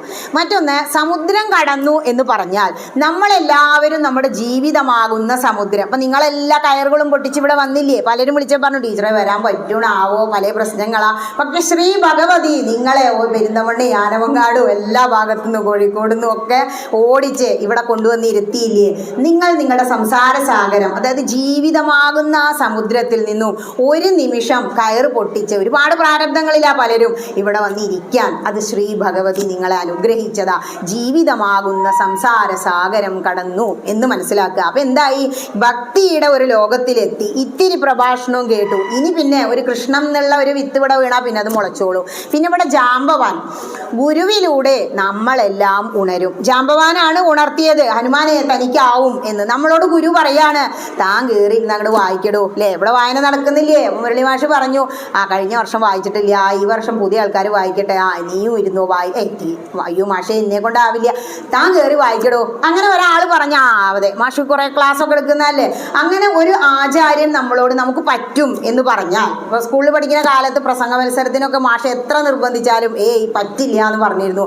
ഞാനാണ് ഇപ്പം 2.5 മണിക്കൂർ പറഞ്ഞാലും നിർത്താതെ ആൾക്കാരെ ഇങ്ങനെ ഇരുത്തുന്നത്. അപ്പോൾ അതെന്താ? ആചാര്യന്മാർ പറയാണ്, രാമായണമൊക്കെ ഇങ്ങനെ വായിച്ചുകൊണ്ടിരിക്കുമ്പോൾ ഇതൊക്കെ ഒരു പ്രഭാഷണമായിട്ടൊക്കെ നടത്തിയാൽ നന്നായിരിക്കും കേട്ടോ ടീച്ചറെ. അന്നൊക്കെ രാമായണം വായിക്കുമ്പോൾ ആഗ്രഹിച്ചിരുന്നു, വായിച്ച ഭാഗം ഇങ്ങനെ ഇരുന്ന് പറയുക, ശ്രീരാമചന്ദ്രസ്വാമിയുടെ കഥ പറയുക, അത് ലൗകികൻ ചേർത്ത് പറയുക, അത് വല്ലാത്തൊരു സുഖമാണ്. അതിനൊരു ഭാഗ്യം, അതിനൊരു അനുഗ്രഹം ഭഗവതി തന്നില്ലേ. ഇതിലും അപ്പുറമൊന്നും ഒന്നും ഇനി വേണ്ടാന്ന് നമ്മൾ അങ്ങോട്ട് ഉറപ്പിക്കുക. നമുക്ക് ആഗ്രഹിക്കുന്ന കാര്യങ്ങളൊക്കെ ഭഗവാൻ അതാത് സമയത്ത് എത്തിച്ചു തരും. അതാണ് ജാമ്പവാനിലൂടെ കാണിക്കുന്നത്. പിന്നെ ഇവിടെ സന്തോഷം, ഇത്ര നാളും ഈ ബുദ്ധി തോന്നിയില്ലാലോ എന്ന് വിചാരിച്ചു അത്രേ മറ്റുള്ള വാനരന്മാരൊക്കെ. കാരണം പറയാണ് തനിക്ക് പറ്റും, ഹനുമാനോട് എത്രയോ കാലമായി അവർ തെരഞ്ഞു നടക്കണു, ആ ബുദ്ധി തോന്നിയില്ല. അതുപോലെ സമുദ്രം കടക്കുമ്പോൾ ആപത്തുണ്ടാകുമോ എന്നൊരു ചിന്ത അവർക്ക് വന്നു ഇല്ലേ. പക്ഷേ ഹനുമാൻ അത് ചിന്തിച്ചോ? എന്തുകൊണ്ടാ? കയ്യിൽ രാമന്റെ പേര് കൊത്തിയ ഒരു അങ്കുലിയം. നമ്മുടെയൊക്കെ കയ്യിലൊരു അങ്കുലിയം ഉണ്ട് ഇല്ലേ, കല്യാണ സമയത്താണ്ട് ഇടിയിച്ചതാണ്. പിന്നെ എന്തെല്ലാം പ്രശ്നങ്ങളല്ലേ. അങ്ങോട്ട് തിരിയുമ്പോൾ ആ തിരിച്ചിൽ അവിടെയാണ് തുടങ്ങും. ജീവിതമാകുന്ന ഒഴുക്ക് സത്യം പറഞ്ഞാൽ പലരുടെ എല്ലാവർക്കും ഇല്ല കേട്ടോ, പലരുടെ ജീവിതത്തിലും നിലയ്ക്കാണ് അതോട് കൂടിയിട്ട്. അതുവരെ സ്വതന്ത്രമായി ജീവിച്ചിരുന്ന പെൺകുട്ടികൾ അല്ലെങ്കിൽ ആണുങ്ങൾ എന്താ പിന്നെ പ്രാരാബ്ദം അല്ലേ, 4 കീശയും തൂക്കിയിട്ട് അതുവരെ സുഖമായിട്ട് അച്ഛൻ്റെയും അമ്മയുടെയും കീഴിൽ കഴിഞ്ഞവരാ. അതായത് കയ്യിൽ രാമന്റെ നാമം കൊത്തിയ ഒരു അങ്കുലീയം ഉണ്ടെങ്കിൽ. ഇപ്പം കയ്യിൽ ഞാൻ ചരടൊന്നും കെട്ടാറില്ല പറഞ്ഞു അന്ന് കാസർഗോഡ് പോയപ്പോൾ തിരുമേനി ചരടിട്ട് വന്നപ്പോൾ. ചരടൊന്നും എൻ്റെ കയ്യിൽ നിൽക്കില്ല തിരുമേനി, അതൊന്നും പറ്റില്ല, ടീച്ചർ ഇവിടെ ഇരിക്കുമോ, ഇത് കാശിയിൽ നിന്ന് ജപിച്ച് കൊണ്ടുവന്നതാ പറഞ്ഞിട്ട് തിരുമേനി കെട്ടി തന്നതാ. അപ്പോൾ പിന്നെ ആ തിരുമേനി നിർബന്ധിക്കുമ്പോൾ അത് ഇത്ര ദിവസമായിട്ട് അഴിഞ്ഞു പോയിട്ടില്ല, അന്ന് മധുര ഉത്സവം നടന്നപ്പോൾ കെട്ടി തന്നതാ. അതെന്താ, അത് ആ തിരുമേനിയുടെ ആ ഒരു ഉറച്ച മനസ്സ്, ആ ഒരു സന്തോഷത്തോടു കൂടി നമ്മളതിൽ, ഞാൻ അങ്ങനെ ആ ചരട് കെട്ടണതിലൊന്നും വിശ്വസിക്കാത്തൊരു വ്യക്തിയാണ്. കയ്യിൽ അങ്ങനെ ജപിച്ച ഒരു ചരട് ഒരു തിരുമേനി തന്നെ ചാർത്തി തരുന്നു എന്ന് പറയുമ്പോൾ അത് രാമനാമാങ്കുലീയത്തിന് തുല്യ. ചിലപ്പോൾ നമ്മളെല്ലാവരും കൈയൊഴിയും, ആരും ഇല്ലല്ലോ എന്നൊരു വേദന വരും. ആ സമയത്ത് ആ രാമനാമം മനസ്സിനുള്ളിൽ അങ്ങനെ മുഴങ്ങുക, രാമൻ്റെ മന്ത്രമുള്ള ഒരു ചരട് നമ്മുടെ കയ്യിൽ ഉണ്ടായിരിക്കുക, അതുപോലെ നാവിൽ രാമനാമം അങ്ങനെ ജപിക്കുക, ഹൃദയത്തിൽ ശ്രീരാമചന്ദ്രൻ്റെ രൂപം അങ്ങനെ വെക്കുക. അത് മൂന്നുമല്ലേ മാരുതി ചെയ്തത്. അപ്പോൾ ഉറപ്പാണ് ഞാൻ സമുദ്രം കടന്നാൽ താഴെ വീഴൊന്നുമില്ല. ഞാൻ എന്തിനാ പോകുന്നത്? ശ്രീരാമചന്ദ്രൻ്റെ കാര്യം സാധിക്കാനാ. രാമചന്ദ്രസ്വാമി എന്നെ തുണയ്ക്കും. ഇവിടെ ഇരുന്നപ്പോൾ രാമായണം വളരെ വയസ്സായ സ്ത്രീകൾ എത്രയോ വർഷങ്ങളായി അവർ വായിക്കാൻ തുടങ്ങിയിട്ട് അവർ ഉറപ്പിക്കുകയാണ് ഇന്ന് ഇത്രയും ഭാഗം വായിച്ചു തീർക്കാനുണ്ട്. ശ്രീ ഭഗവതി എന്നെ കൊണ്ട് ഇത് വായിപ്പിക്കും, എനിക്കതിന് സാധിക്കും. ശരിക്കും ഇരിക്കാനൊന്നും വയ്ക്കില്ല. അതൊരു ഉറച്ച വിശ്വാസമാണ്. അതായത് സാഗരത്തിൽ വീണെങ്കിലോ എന്ന് പറഞ്ഞു. മൈനാകം വന്നു, സമ്മതിച്ചോ? വേണ്ട വേണ്ട, ഞാൻ പോവുകയാണ്. എന്താ കാരണം?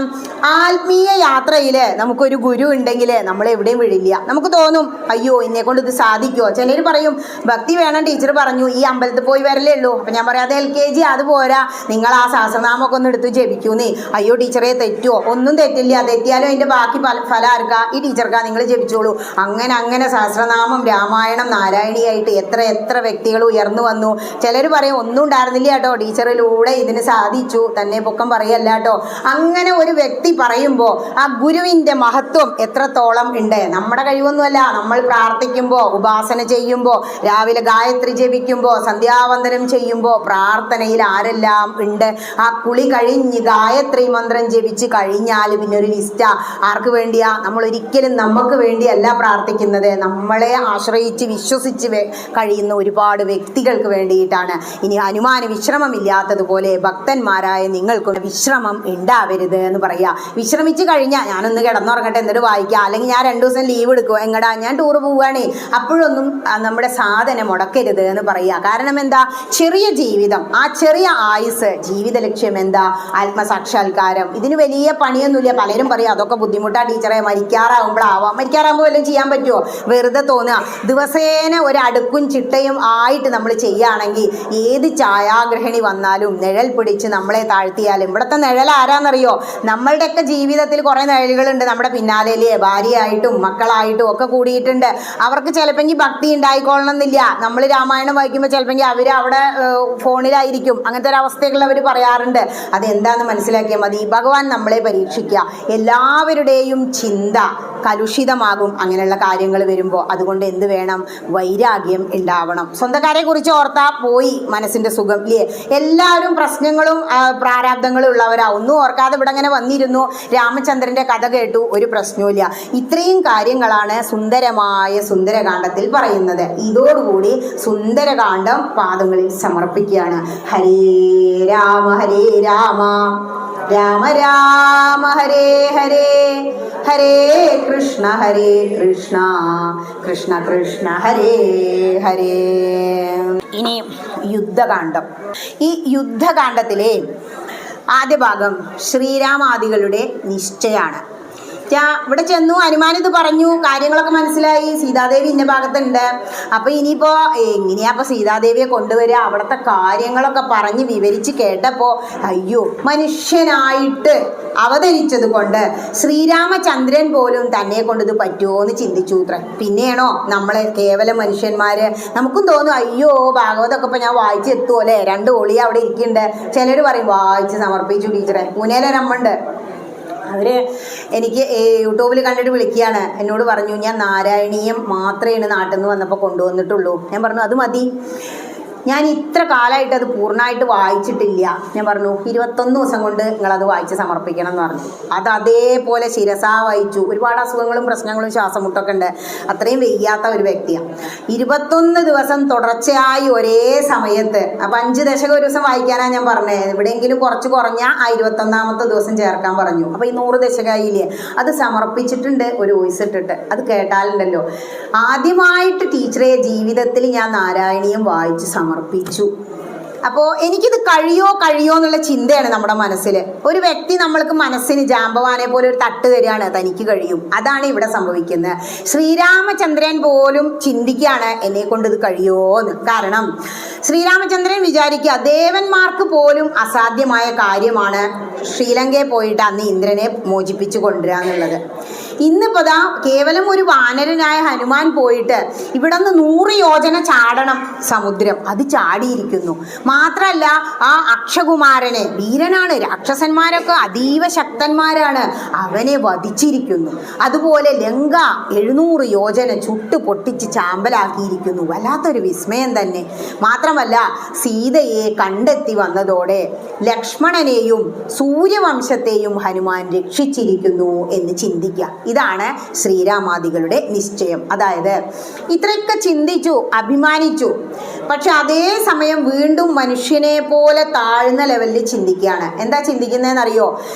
എങ്ങനെ പോയി ഇത്രയും വലിയ ഒരു കടല് ഈ വാനരന്മാരെ കൂട്ടി ഞാൻ കടന്നു പോവുക? സാധിക്കുമോ? വാനരന്മാരെന്ന് പറഞ്ഞാൽ കുരങ്ങന്മാരല്ലേ, ചെറിയ ചെറിയ കുറേ കുരങ്ങന്മാരുണ്ടായിച്ചിട്ട് ഇപ്പോൾ ഹനുമാനെ പോലെ ചെയ്യാൻ പറ്റിയെന്ന് വരുമോ? ഇല്ല. രാവണൻ കോട്ട കേട്ടിട്ടില്ലേ? നമ്മളെ കളിക്കാരനെ കുട്ടികൾക്ക് അറിയും രാവണൻ കോട്ട. ആ രാവണൻ കോട്ടയിൽ താമസിക്കുന്ന സീതയെ ഞാൻ എങ്ങനെയാ രക്ഷപ്പെടുത്തി കൊണ്ടുവരിക? ഇങ്ങനെ ചിന്തിച്ചു കൊണ്ടിരിക്കുമ്പോൾ നമ്മളോട് അത്രയും ചേർന്നിരിക്കുന്നവർ, ഇപ്പോൾ വീട്ടിൽ എൻ്റെ മുഖം ഒന്നും മ്ലാനമായി കണ്ട എൻ്റെ മകൻ ഇങ്ങനെ പൊന്തിക്കും, എന്താ പ്രശ്നം എന്ന് ചോദിക്കും. ഒന്നും പറഞ്ഞിട്ടുണ്ടാവില്ല, എന്തെങ്കിലും ചെറിയ ചെറിയ പ്രശ്നങ്ങൾ ഉണ്ടാവും. അത്രയും നമ്മളുടെ മനസ്സോട് ചേർന്ന് നിൽക്കുമ്പോൾ കുട്ടികൾക്ക് നമ്മുടെ മനസ്സ് വായിക്കാൻ പറ്റും. അതുപോലെ ഇവിടെ സുഗ്രീവന് ഭഗവാന്റെ ചിന്ത മനസ്സിലായി. ഇത്ര സുഗ്രീവനൊന്നും കേവലം ഒരു വാനരല്ല, ദേവന്മാരാണ് വാനരനായിട്ട് ജന്മെടുത്തിരിക്കുന്നത്. സുഗ്രീവൻ ഭഗവാന്റെ ആ ഒരു മുഖഭാവം കണ്ടിട്ട് പറയാ, ഈ ശ്രീരാമചന്ദ്ര അങ്ങ് വ്യാകുലപ്പെടണ്ടാട്ടോ, ഈ വാനരപ്പടയുടെ ശക്തി കുറച്ചൊന്നും അല്ല.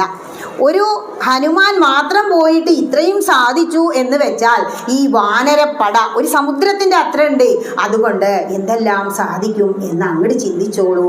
ഭഗവാന് സുഹൃത്തായ സുഗ്രീവൻ, അതും രാജാവാ, ഉപദേശം കൊടുക്കുന്ന ഒരവസ്ഥ. ഇത് നമുക്കും പറ്റാറുണ്ട്. മക്കൾ നമ്മളെ കയറി ഉപദേശിക്കാറില്ലേ? നമുക്ക് അറിയുന്നതാവും, എന്നാലും അവർ പറയാം അങ്ങനെയെല്ലാം അങ്ങനെ ചെയ്തു നോക്കൂ, അപ്പോഴാണ് നമ്മൾ ക്ലിക്കാവുക. അതുപോലെ ഇവിടെ അങ്ങനെ പറഞ്ഞു കേട്ടപ്പോൾ വീണ്ടും സുഗ്രീവനെ നോക്കി ശ്രീരാമചന്ദ്രൻ. അപ്പോൾ പറയാണ്, നമുക്കൊരു അസ്ത്രം കൊണ്ട് കടലിനെ അങ്ങോട്ട് ഉണക്കാം, അങ്ങേക്ക് കഴിയാത്തതായിട്ട് എന്താ ഉള്ളത്?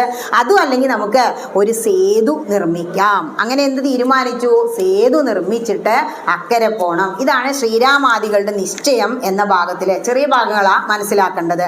ഇനി ഇതിൽ നിന്നും മനസ്സിലാക്കേണ്ട തത്വം എന്താണ്?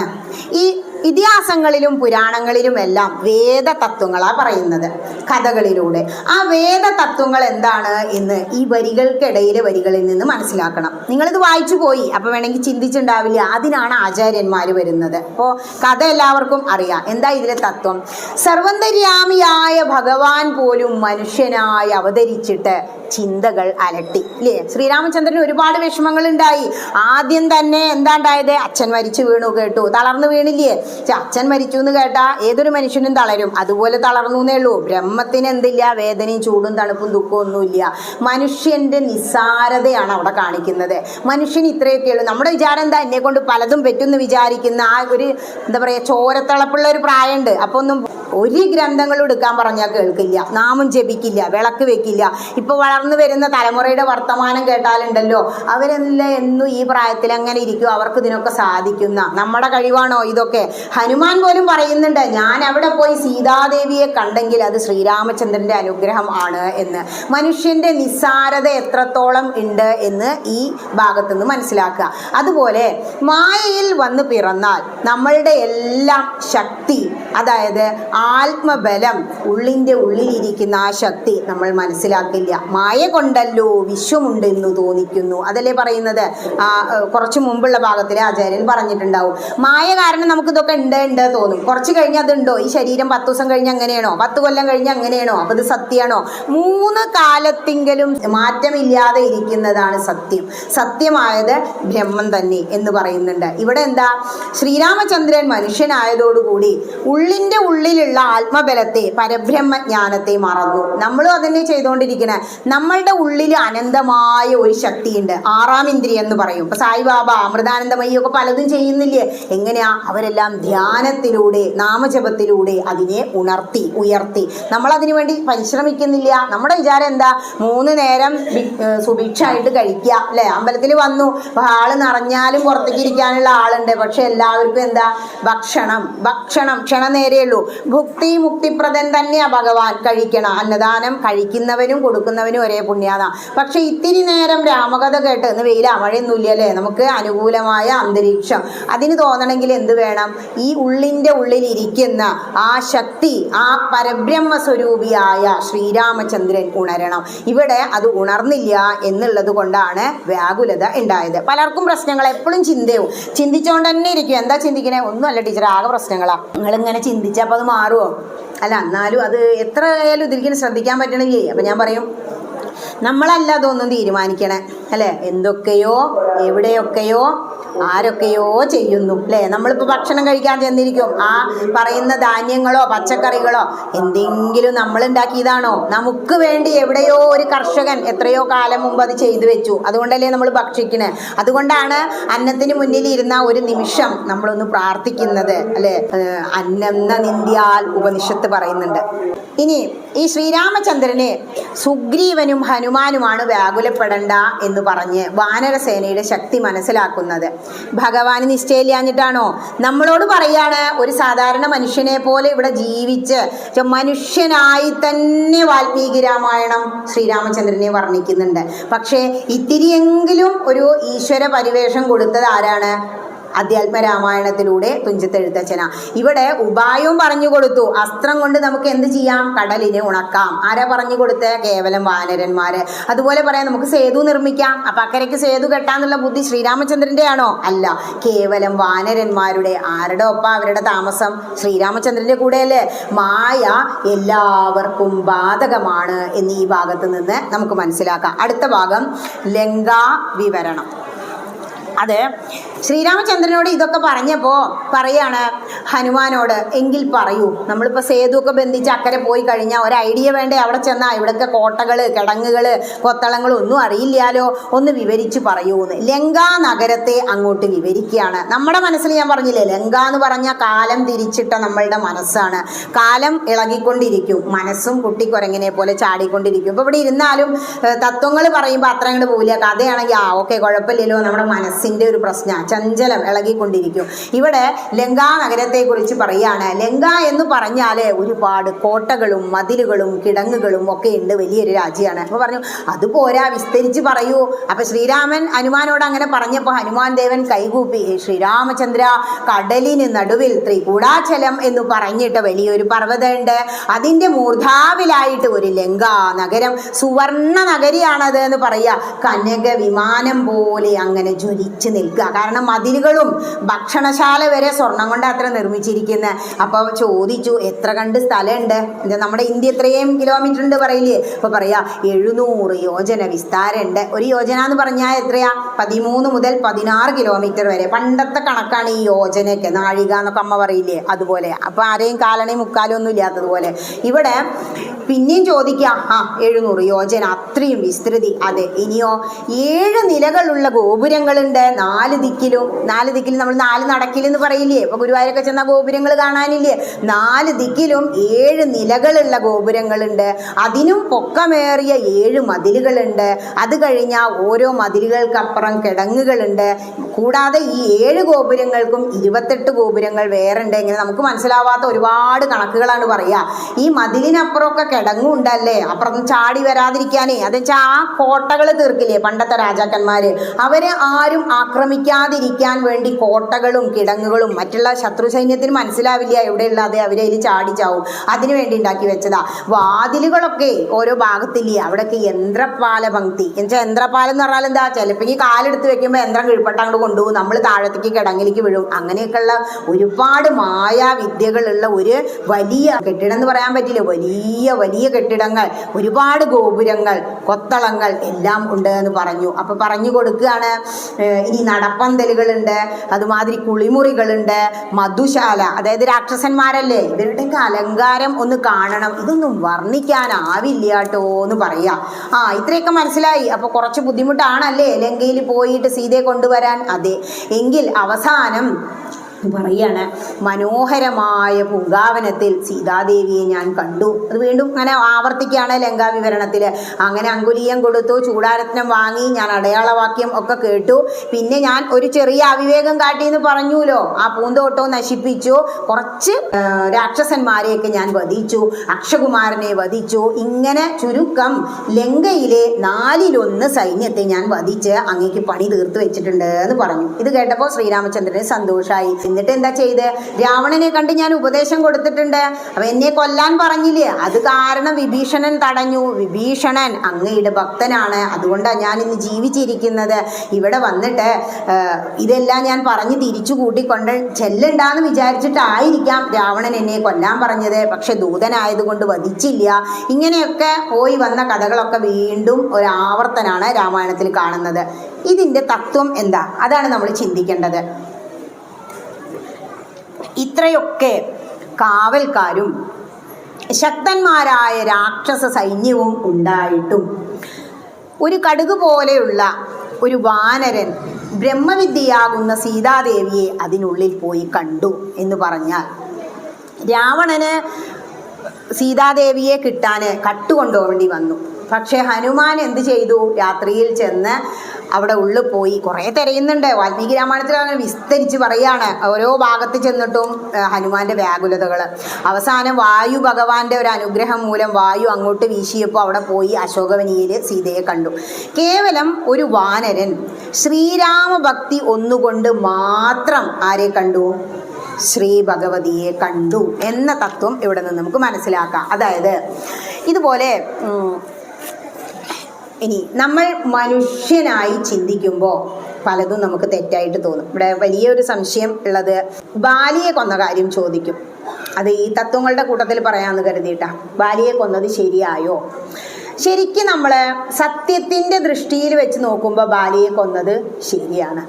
പക്ഷെ നമ്മളുടെ മനുഷ്യന്മാരുടെ ന്യായത്തിൻ്റെ മുന്നിൽ വെച്ച് നോക്കുമ്പോൾ ബാലിയെ കൊന്നത് തെറ്റാണ്. അത്രയും ഭക്തനായിരുന്നില്ലേ, അങ്ങനെയാണ് മനസ്സിലാക്കേണ്ടത്. പിന്നെ അൾട്ടിമേറ്റ്ലി എന്താ, ആത്യന്തിക ലക്ഷ്യം എന്ന് പറഞ്ഞാൽ നമുക്ക് മോക്ഷം. ശ്രീരാമചന്ദ്രൻ്റെ കൈ കൊണ്ട് മരിച്ചാൽ മോക്ഷം കിട്ടുമെന്ന് പറഞ്ഞ് മാരീചൻ പോയി, കുംഭകർണൻ പോയി, വിഭീഷണൻ പോയി, എല്ലാവർക്കും മോക്ഷമല്ലേ കിട്ടിയത്. അങ്ങനെ ആശ്വസിക്കാം. നമ്മളുടെ മനുഷ്യരുടെ ധർമ്മബോധവും ബുദ്ധിയല്ല ദേവന്മാർക്ക് എന്ന് മനസ്സിലാക്കാം. അടുത്ത ഭാഗം നോക്കിക്കോളൂ, യുദ്ധയാത്ര. യാത്രയിൽ അവർ എല്ലാവരും കൂടി തീരുമാനിക്കുകയാണ് പാലം കെട്ടാൻ അക്കരെ പോകാമെന്നൊക്കെ. ഹനുമാൻ ഇതെല്ലാം പറഞ്ഞത് കേട്ടപ്പോൾ ശ്രീരാമചന്ദ്രൻ സുഗ്രീവനോട് എന്നാൽ നമുക്ക് യുദ്ധത്തിന് പുറപ്പെടാം എന്ന് പറഞ്ഞു. വാനര രാജാവല്ലേ, അങ്ങനെ അവർ യുദ്ധത്തിന് തീരുമാനിച്ച് യാത്രയാവാൻ തുടങ്ങുക. ഏത് നക്ഷത്ര, നമ്മൾ എന്തിനു ഇറങ്ങുമ്പോഴും നല്ല നക്ഷത്രമൊക്കെ നോക്കില്ലേ, ഉത്രം അയ്യപ്പസ്വാമിയുടെ നക്ഷത്രം അല്ലേ. ഇപ്പോൾ ഉത്രം നക്ഷത്രമാണ്, വിജയപ്രദമാണ്, ഇപ്പം തന്നെ നമുക്ക് പുറപ്പെടാൻ പറ്റിയ മുഹൂർത്തമാണ് എന്ന് പറഞ്ഞു. അതിന് അതേ സമയം എഴുത്തച്ഛൻ പറയാണ്, രാക്ഷസവർഗത്തിന്റെ ജന്മനക്ഷത്രമാണ് മൂലം എന്ന്. മുടിമൂലം പൊന്മൂലം എന്നൊക്കെ നമ്മൾ പറയില്ലേ, മൂലംകാർ ഇവിടെ ഇരിക്കുന്നുണ്ടാവും കേട്ടോ. അങ്ങനെ ഒരു ഇത് രാമായണം നമ്മളോട് പറയുന്നുണ്ട് എന്ന് പറയുക. അതുകൊണ്ടാണ് മൂലം കറുത്തത് എന്നൊക്കെ പറഞ്ഞ് വഴിപാടുകളെ ചെയ്തുകൊണ്ടിരിക്കുന്നത് നമ്മളുടെ പാരൻസ്. അത് മാത്രമല്ല എൻ്റെ വലത് കണ്ണ് തുടിക്കുന്നുണ്ട്, അത് നല്ല ലക്ഷണമാണ്. നമുക്ക് ഇപ്പം തന്നെ എന്ത് ചെയ്യാം, ഈ ഉത്തര നക്ഷത്രം നാളിൽ തന്നെ യുദ്ധത്തിന് പോവാം എന്ന് പറഞ്ഞു. അപ്പോൾ സൈന്യങ്ങളെ കൊണ്ടുപോകാൻ ഒരു സൈന്യാധിപൻ വേണ്ടേ. നീലന് സൈന്യത്തിൻ്റെ പരിപാലനം ഏൽപ്പിച്ചു. മുന്നിലും പിന്നിലും പാർശ്വങ്ങളിലും എല്ലാമായിട്ട് കരുത്തരെ നിർത്തണം. പിന്നെ യുദ്ധത്തിനുള്ള ഓർഡറുകൾ കൊടുക്കുക. ഏതൊരു ഇതിഹാസം എടുത്താലും പുരാണം എടുത്താലും നമുക്ക് യുദ്ധം കാണാം. രാക്ഷസന്മാരും ദേവന്മാരും തമ്മിൽ യുദ്ധം കാണാം, ദേവന്മാരും മനുഷ്യരും തമ്മിൽ യുദ്ധം കാണാം. ഇതൊക്കെ എന്താ, നമ്മുടെ മനസ്സിൻ്റെ ഉള്ളിലാണ് യുദ്ധം നടക്കുന്നത്. നമ്മളിവിടെ വന്ന് കേൾക്കുകയാണ്, അപ്പോൾ കുടുംബങ്ങളോടുള്ള ഒട്ടലൊക്കെ കുറയണം, ഇത്തിരി സമയമെങ്കിലും ഒറ്റയ്ക്ക് ഇരുന്ന് നാമം ജപിക്കണം, രാമായണം വായിക്കണം, അങ്ങനെയൊക്കെ തീരുമാനിച്ച് വീട്ടിൽ ചെന്നു. ആ സമയത്താണ് മകൻ കിൻഡർ ജോയി ആയിട്ട് വരുന്നൊന്ന് പൊട്ടിച്ചേരുവോന്നല്ലേ, നമ്മുടെ വായന മുടങ്ങിയില്ലേ. അപ്പോൾ അതൊക്കെ എന്താണെന്നറിയോ, നമ്മുടെ മനസ്സിലെ യുദ്ധ. അപ്പോൾ ഇതിങ്ങനെ വായിച്ച് ഇവിടെ എത്തിയിട്ടുണ്ടാവുള്ളൂ. അഞ്ജനാനന്ദനൻ വാക്കുകൾ കേട്ട് അമ്മമ്മ ഇതൊന്ന് പൊട്ടിച്ചേരൂ. അപ്പോൾ അവിടെ നിർത്തിയില്ലേ. നമ്മളെന്താ പറയുക, അയ്യോ മുറിക്കരുത്, ഫുൾ സ്റ്റോപ്പ് നോക്കണം. നമ്മുടെ മനസ്സിലാണ് യുദ്ധം നടക്കുന്നത്, അല്ലാതെ രാമനും രാവണനും അല്ല യുദ്ധം നടക്കുന്നത് എന്ന് മനസ്സിലാക്കിയിട്ട് യുദ്ധകാന്ഡം വായിക്കണം. ഇവിടെ സൈന്യാധിപനെയൊക്കെ കൂട്ടി അവരെന്ത് ചെയ്തു, രംഭൻ, പ്രമാദി, നീലൻ, അതൊക്കെ നിങ്ങൾ വായിച്ചു പോയില്ലേ. നിഷ്ഠയുള്ള ഒരു ഭക്തനെ വിവേകത്തിനടുത്തേക്ക് തോളേറ്റി കൊണ്ടുപോകും ഹനുമാൻ എന്ന് മനസ്സിലാക്കുക. ഹനുമാനോട് പറയാണ്, ഹനുമാന്റെ തോളിൽ ഞാനാണ് കയറുന്നത് ശ്രീരാമചന്ദ്രൻ, അംഗദന്റെ തോളിൽ ലക്ഷ്മണനെ കയറ്റണം, അതുപോലെ മറ്റുള്ള വാനരന്മാരൊക്കെ കൂടിയിട്ട് എന്ത് ചെയ്യണം, നമ്മൾ സേതു ബന്ധിക്കണം, സുഗ്രീവൻ എപ്പോഴും എൻ്റെ കൂടെ തന്നെ ഉണ്ടായിരിക്കണം. അങ്ങനെ വമ്പിച്ച വാനരപ്പടയും അവരങ്ങോട്ട് യാത്ര തുടരുകയാണ്. ഈ യാത്ര അങ്ങനെ തുടർന്ന് ആകാശത്ത് നക്ഷത്രങ്ങൾക്കിടയിൽ ഒരു ചന്ദ്രൻ ഉദിച്ചാൽ എങ്ങനെയാ, അല്ലെങ്കിൽ പകൽ സമയത്ത് സൂര്യൻ ഉദിച്ചു നിന്നാൽ എങ്ങനെയാ, അങ്ങനെ ശോഭിച്ചു ശ്രീരാമചന്ദ്രൻ അവരുടെ ഇടയിൽ എന്ന് പറയാ. വാനരന്മാർക്ക് സാധാരണ നമ്മൾ യുദ്ധം ചെയ്യാൻ പോകുമ്പോൾ വലിയ സന്തോഷം ഉണ്ടാവുമോ? ഇല്ല. ഇവിടെ വലിയ സന്തോഷത്തിലാത്രേ. വാനരന്മാര് ഒരു വിനോദയാത്ര പോകുന്നത് പോലെ ആർപ്പ് വിളിച്ച് ഉല്ലസിച്ച് അവരങ്ങനെ യുദ്ധയാത്രയ്ക്ക് പോവുകയാണ്. ആരാ കൂടെ ഉള്ളത്? ശ്രീരാമചന്ദ്രനാ. പിന്നെ എന്തിനാ പേടിക്കണേന്ന് ഓർത്തിട്ട് അവർ ഭഗവാന്റെ കൂടെ സന്തോഷത്തോടുകൂടി യുദ്ധം ചെയ്യാൻ വേണ്ടി പോയി. വേറൊരു ചിന്തയുണ്ടായില്ല. അവർ ആർത്ത് വിളിച്ച്, നമ്മുടെ കുട്ടികളെ ഇപ്പോൾ എക്സ്കർഷന് കൊണ്ടുപോകുമ്പോൾ ടീച്ചറായതുകൊണ്ട് നല്ല അനുഭവം, ബസ്സിൽ അങ്ങോട്ട് കയറ്റി കഴിഞ്ഞാൽ, അല്ലെങ്കിൽ നമ്മൾ യാത്ര ചെയ്യുമ്പോൾ ഒരു ടൂറിസ്റ്റ് ബസ് പോയ എന്താ അതിലത്തെ അലമ്പ് കേൾക്കാറില്ലേ, അതുപോലെ ആർപ്പും വിളി ആയിട്ട് കളിച്ച് പൊളച്ച് അല്ലെ, ഡാൻസൊക്കെ കളിച്ചിട്ടല്ലേ ടൂറ് പോവുക. അവരങ്ങനെ കളിച്ച് പൊളച്ച് ഭഗവാന്റെ കൂടെ സന്തോഷത്തോട് കൂടിയിട്ട് യാത്രയായി. സമുദ്രം നടന്നെടുക്കും പോലെ തോന്നി ഇത്ര രാവണൻ ഇവിടുന്ന് എത്തി നോക്കിയപ്പോൾ. ഒരു സമുദ്രം ഇങ്ങനെ നടന്നെടുത്ത് വന്നാൽ എന്താ അവസ്ഥ? അത്രയും വാനരപ്പട ഉണ്ട് എന്ന്. അവർ പോകുന്ന വഴിക്ക് നമ്മുടെ കുട്ടികളെ പോലെ തന്നെ നമ്മൾ എന്താ കൊടുത്താക്കിയാൽ കുറച്ച് ഉണ്ണിയപ്പം ചുട്ട് കൊടുക്കും, പഴം പുഴുങ്ങി കൊടുക്കൂലേ, ഇതൊന്നും പോരാ പുറത്തുനിന്ന് വാങ്ങിക്കഴിക്കും. ഇവർ കണ്ട കായ്കനികളൊക്കെ പറിച്ച് കഴിച്ച് നമ്മുടെ ഇപ്പോഴത്തെ ജീവിതവും അന്നത്തെ ജീവിതവും തമ്മിൽ താരതമ്യം ചെയ്യുമ്പോഴാണ് നമുക്കത് മനസ്സിലാകുക. രാമായണം രാമൻ്റെ സഞ്ചാരം മാത്രമല്ല, നമ്മളെല്ലാം രാമന്മാരാ, നമ്മളുടെ യാത്രയാണ്, ജീവിതമാണ് എന്ന്. ഇങ്ങനെ കാടും പർവ്വതങ്ങളും നദിയുമെല്ലാം കടന്ന് അവർ സമുദ്രതീരത്തെത്തി. ഭഗവാൻ സന്ധ്യാവന്ദനം ചെയ്തു. കടൽ കടക്കാനുള്ള ഉപായം തുടങ്ങി. അങ്ങനെ അഗ്നിപുത്രനായ നീലൻ എന്ത് ചെയ്തു എന്നോ, സേതു ബന്ധിക്കാൻ വേണ്ടിയിട്ട് ഒരു സുരക്ഷ വാനര സൈന്യത്തിനെ വെച്ചുകൊണ്ട് സുരക്ഷ നിർമ്മിച്ചു. അതിനുശേഷം മായാവികളായ രാക്ഷസന്മാർ നമ്മളെ ഉപദ്രവിക്കും എന്ന് മനസ്സിലാക്കിയിട്ട് എല്ലാവരെയും സുരക്ഷിതരായിട്ട് ഓരോ ഭാഗത്ത് നിർത്തി. ഭഗവാൻ സന്ധ്യാവന്ദനമൊക്കെ ചെയ്ത് കഴിഞ്ഞു വന്നിട്ട് പർവ്വതത്തിൻ്റെ ഭാഗത്ത് വിശ്രമിച്ചു എന്ന് പറയാം. കവികൾ, ഈ വാനരന്മാര് സമുദ്രവും അതിലെ ഒരുപാട് മുതലകളും എല്ലാം കണ്ടപ്പോൾ ആകെ പേടിയായി. എന്തായാലും സന്തോഷമായി. എന്താ നമുക്കിത് കടക്കാനാവോ തമ്മിൽ ചോദിക്കാൻ തുടങ്ങി. അപ്പൊ പറയാ, നമ്മുടെ കൂടെ ശ്രീരാമചന്ദ്രനല്ലേ ഉള്ളത്, കടക്കാം. നല്ല പേടി തോന്നിയ ചില വാനരന്മാരൊക്കെ രാമചന്ദ്രന്റെ അടുത്ത് അവിടെ പോയിരുന്നു എന്ന്. നമ്മൾ പേടി തോന്നിയ അച്ഛൻ്റെ അമ്മയുടെ അടുത്ത് പോയിരിക്കില്ലേ, അതുപോലെ കേവലം കുഞ്ഞുങ്ങളെ പോലെ രാമചന്ദ്രസ്വാമിയോടുള്ള ഭക്തിയോടെ ആദരവോടെ വിശ്വാസത്തോടെ അദ്ദേഹത്തിന്റെ കാൽക്കീഴിൽ പോയി കിടന്നവർ ഉറങ്ങുകയാണ്. ചന്ദ്രൻ ഉദിച്ചു രാത്രിയായപ്പോൾ. അപ്പൊ ഭഗവാൻ എന്ത് വന്നു? ചന്ദ്രമുഖിയായ സീതയെ കുറിച്ച് ഓർമ്മ വന്നു. ഇത് നമ്മുടെ മനുഷ്യരെ കാണിക്കാനാ. കാരണം നമ്മുടെ ഭാര്യയെ പണ്ട് കാണാതെ നഷ്ടപ്പെട്ടു അല്ലേ. ഇപ്പൊ നമ്മുടെ നാട്ടിൽ ഇഷ്ടം പോലെ നടക്കുന്നുണ്ട്. ജോലിക്ക് പോയതാ, വൈകുന്നേരം വരുന്നില്ല. വിളിച്ചപ്പോൾ പറയാണ്, അവളിതാ പോലീസ് സ്റ്റേഷനിലുണ്ട്. എന്ത്? നിന്നെ അവന് വേണ്ടാത്ര, അവൾക്ക് വേറെ ആളെ കിട്ടി. കുട്ടിയൊക്കെയുള്ള അമ്മമാരാ, ആലോചിച്ച് നോക്കൂ. ഇതാണ് അവസ്ഥ നമ്മുടെ നാല് പുറം നടന്നുകൊണ്ടിരിക്കുന്നതാ. അതുപോലെ ഭാര്യയെ കാണാതെ പോയ സങ്കടത്തിലാ ശ്രീരാമചന്ദ്രൻ. പക്ഷേ സ്വന്തം ഇഷ്ടത്തിന് പോയതാണോ? കട്ടുകൊണ്ടുപോയതല്ലേ. അപ്പോൾ ശശിമുഖിയായ സീതയെ ഓർത്ത് വിലപിച്ചു. ഇതെന്തിനാണെന്നറിയോ? നമ്മളുടെ മായയിൽ മുങ്ങിയ മനുഷ്യരുടെ ജീവിതം കാണിക്കാനാ. അല്ലാതെ പരമാത്മസ്വരൂപത്തിന് എന്ത് ദുഃഖമുള്ള മനുഷ്യരെ പോലെ വിലപിക്കുന്നതാ. സീതയെ ഓർത്ത് പല സ്ഥലങ്ങളിലും വിലപിക്കുന്നുണ്ട്. പരബ്രഹ്മത്തിന് ചൂടോ തണുപ്പോ സുഖോ ദുഃഖോ വിശപ്പോ ദാഹോ ഒന്നും ഇല്ല എന്നുള്ള തത്വം അവിടെ മനസ്സിലാക്കുക. ഈ ശ്രീരാമചന്ദ്രൻ വിഷമിക്കുന്നത് കണ്ടിട്ട് അജ്ഞാനം ഉള്ളവരെന്ത് പറയും? ഭഗവാനായിക്കൊണ്ടുപോലും വിഷമിച്ചു. സീതാദേവീനെ ഗർഭിണിയാകുമ്പോൾ കൊണ്ട് കളഞ്ഞില്ലേ എന്ന് ചോദിക്കും ചിലര്. സാധാരണ ഒരു മനുഷ്യന്റെ നിലയിൽ നിന്ന് ചിന്തിക്കുമ്പോൾ അത് തെറ്റ് തന്നെയാണ്. പക്ഷെ ശ്രീരാമചന്ദ്രൻ വെറും ഒരു മനുഷ്യനാണോ നമ്മളെ പോലെ? അല്ല. രാമരാജ്യം എന്ന് പറഞ്ഞ പണ്ടത്തെ ഭാരത, ഇന്നത്തെ ഭാരതമല്ല. ഇന്നത്തെ ഭാരതമൊക്കെ മുറിഞ്ഞു പോയില്ലേ? പാകിസ്ഥാൻ, അഫ്ഗാനിസ്ഥാൻ, നേപ്പാൾ, ഭൂട്ടാൻ എന്നൊക്കെ പറഞ്ഞിട്ട് അതൊക്കെ പണ്ടത്തെ രാമരാജ്യം. അത്രയും വലിയ ഒരു രാജ്യം ഭരിക്കുന്ന രാജാവിന് 2 ഭാര്യമാരാ. ഒന്നാരാ? സ്വന്തം ഭാര്യ പട്ടമഹിഷി, രണ്ടാമത്തത് രാജ്യം. ഈ രാജ്യത്തിൻ്റെ നീതി നോക്കാൻ വേണ്ടി അല്ല ശരിക്ക് ഭാര്യയെ ഉപേക്ഷിച്ചത്. ഭാര്യയെ ഉപേക്ഷിക്കുന്നത് മനുഷ്യന്മാരുടെ മുന്നിൽ ജനപ്രീതി കിട്ടുന്നതിന് വേണ്ടിയല്ല. ധാർമ്മികമായ ഒരു പ്രതിച്ഛായ ഉണ്ട് ഓരോ രാജ്യത്തിനും. ആ പ്രതിച്ഛായയ്ക്ക് കളങ്കം വരരുത് എന്നുള്ളത് കൊണ്ടാണ്. പക്ഷേ ഒരു രാജകുടുംബത്തിൻ്റെ, സമൂഹത്തിൻ്റെ നീതി അതാണ് എന്ന് മനസ്സിലാക്കുക. മറ്റത് ലക്ഷ്മണനോടാ കൊണ്ട് കളയാൻ പറഞ്ഞത്, ഭടന്മാരോടല്ല. എന്താ പറഞ്ഞത്? വാൽമീകി ആശ്രമത്തിൻ്റെ അവിടെ കൊണ്ട് ചെന്നാക്കണം. ശ്രീരാമചന്ദ്രന് ഉറപ്പാണ്. കാനനവാസം നടത്തിയപ്പോൾ വാൽമീകിയുടെ കൂടെ അവിടെ ഇരുന്നതൊക്കെയാണ് വാൽമീകി മഹർഷി നന്നായിട്ട് നോക്കുന്നു. മഹർഷീശ്വരൻ ല്ലേ, അത് ഉറപ്പുള്ളത് കൊണ്ട് തന്നെയാണ് പട്ടമഹിഷിയായ ഭാര്യയെ, 2 ആളെ സംരക്ഷിക്കണം എന്നറിയാം. ഭാര്യയെ സംരക്ഷിച്ചു, കൂട്ടത്തിൽ ആരെ സംരക്ഷിച്ചു? രാജ്യത്തെയും സംരക്ഷിച്ചു. ഇങ്ങനെ ഭഗവാൻ വിഷമിച്ചിട്ടൊന്നുമില്ല എന്ന് നമ്മൾ മനസ്സിലാക്കണം. ഇവിടെ പറയുന്ന തത്വം കർത്തവ്യബോധം. നമ്മൾ വാനരന്മാരുടെ കർത്തവ്യബോധം കണ്ടുവോ? ശ്രീരാമചന്ദ്രൻ നമ്മളെ കൊണ്ട് കഴിയുമാവോ പറഞ്ഞപ്പോൾ കഴിയും ശ്രീരാമചന്ദ്ര. അവർ ചെയ്യേണ്ട കർത്തവ്യം മടിയില്ലാതെ ചെയ്തു. മറ്റൊന്ന്, കൂടെ ഭഗവാനാണോ നമുക്ക് പേടി വേണ്ട, വാനരന്മാർ പറഞ്ഞു. ഇത് യുദ്ധത്തിന് പോലും അവർ തയ്യാറായി. നമുക്ക് യുദ്ധത്തിന് പോകാൻ പേടിയാ. ഇവിടെ വാനരന്മാർക്ക് ഒരു പേടി ഉണ്ടായില്ല. ശ്രീരാമചന്ദ്രന് വേണ്ടിയിട്ടല്ലേ, ഭഗവാന് വേണ്ടി, ഭക്തിക്ക് വേണ്ടി, ഭക്തി മാർഗത്തിലൂടെ സഞ്ചരിക്കുന്നതിന് വേണ്ടി യാതൊരുവിധ മടിയും കാണിക്കണ്ട. അതിനുവേണ്ടി എന്ത് ചെയ്യാം? നമ്മൾ യുദ്ധം ചെയ്യാൻ പോലും തയ്യാറാവണം. എവിടെ യുദ്ധം ചെയ്യണ്ടേ? ചിലർ പറയും ഇതൊക്കെ ആയിപ്പോ എന്നും ഇതന്നെ പണി, ആ ടീച്ചറെ കണ്ടന്ന് തുടങ്ങിയതാ പറയൂത്രേ. അതിനർത്ഥം എന്താ? ആ ടീച്ചറെ കൂടി അന്ന് മുതൽ തുടങ്ങിയതാണ് ഈ വായന. ഇതുവരെ സ്വൈരണ്ടായിരുന്നു എന്ന്. അപ്പോൾ അവരായിട്ടായി യുദ്ധം ആയില്ലേ? യുദ്ധം തുടങ്ങി.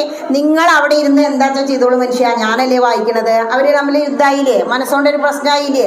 വലിയ പ്രശ്നം. ഒരാൾ ഭയങ്കര ഭക്തി, മറ്റേ ആൾക്കോ ഭക്തി അടുത്തു കൂടെ പോയിട്ടുമില്ല. അങ്ങനെ ആവുമ്പോൾ അവിടെ യുദ്ധം തന്നെയല്ലേ?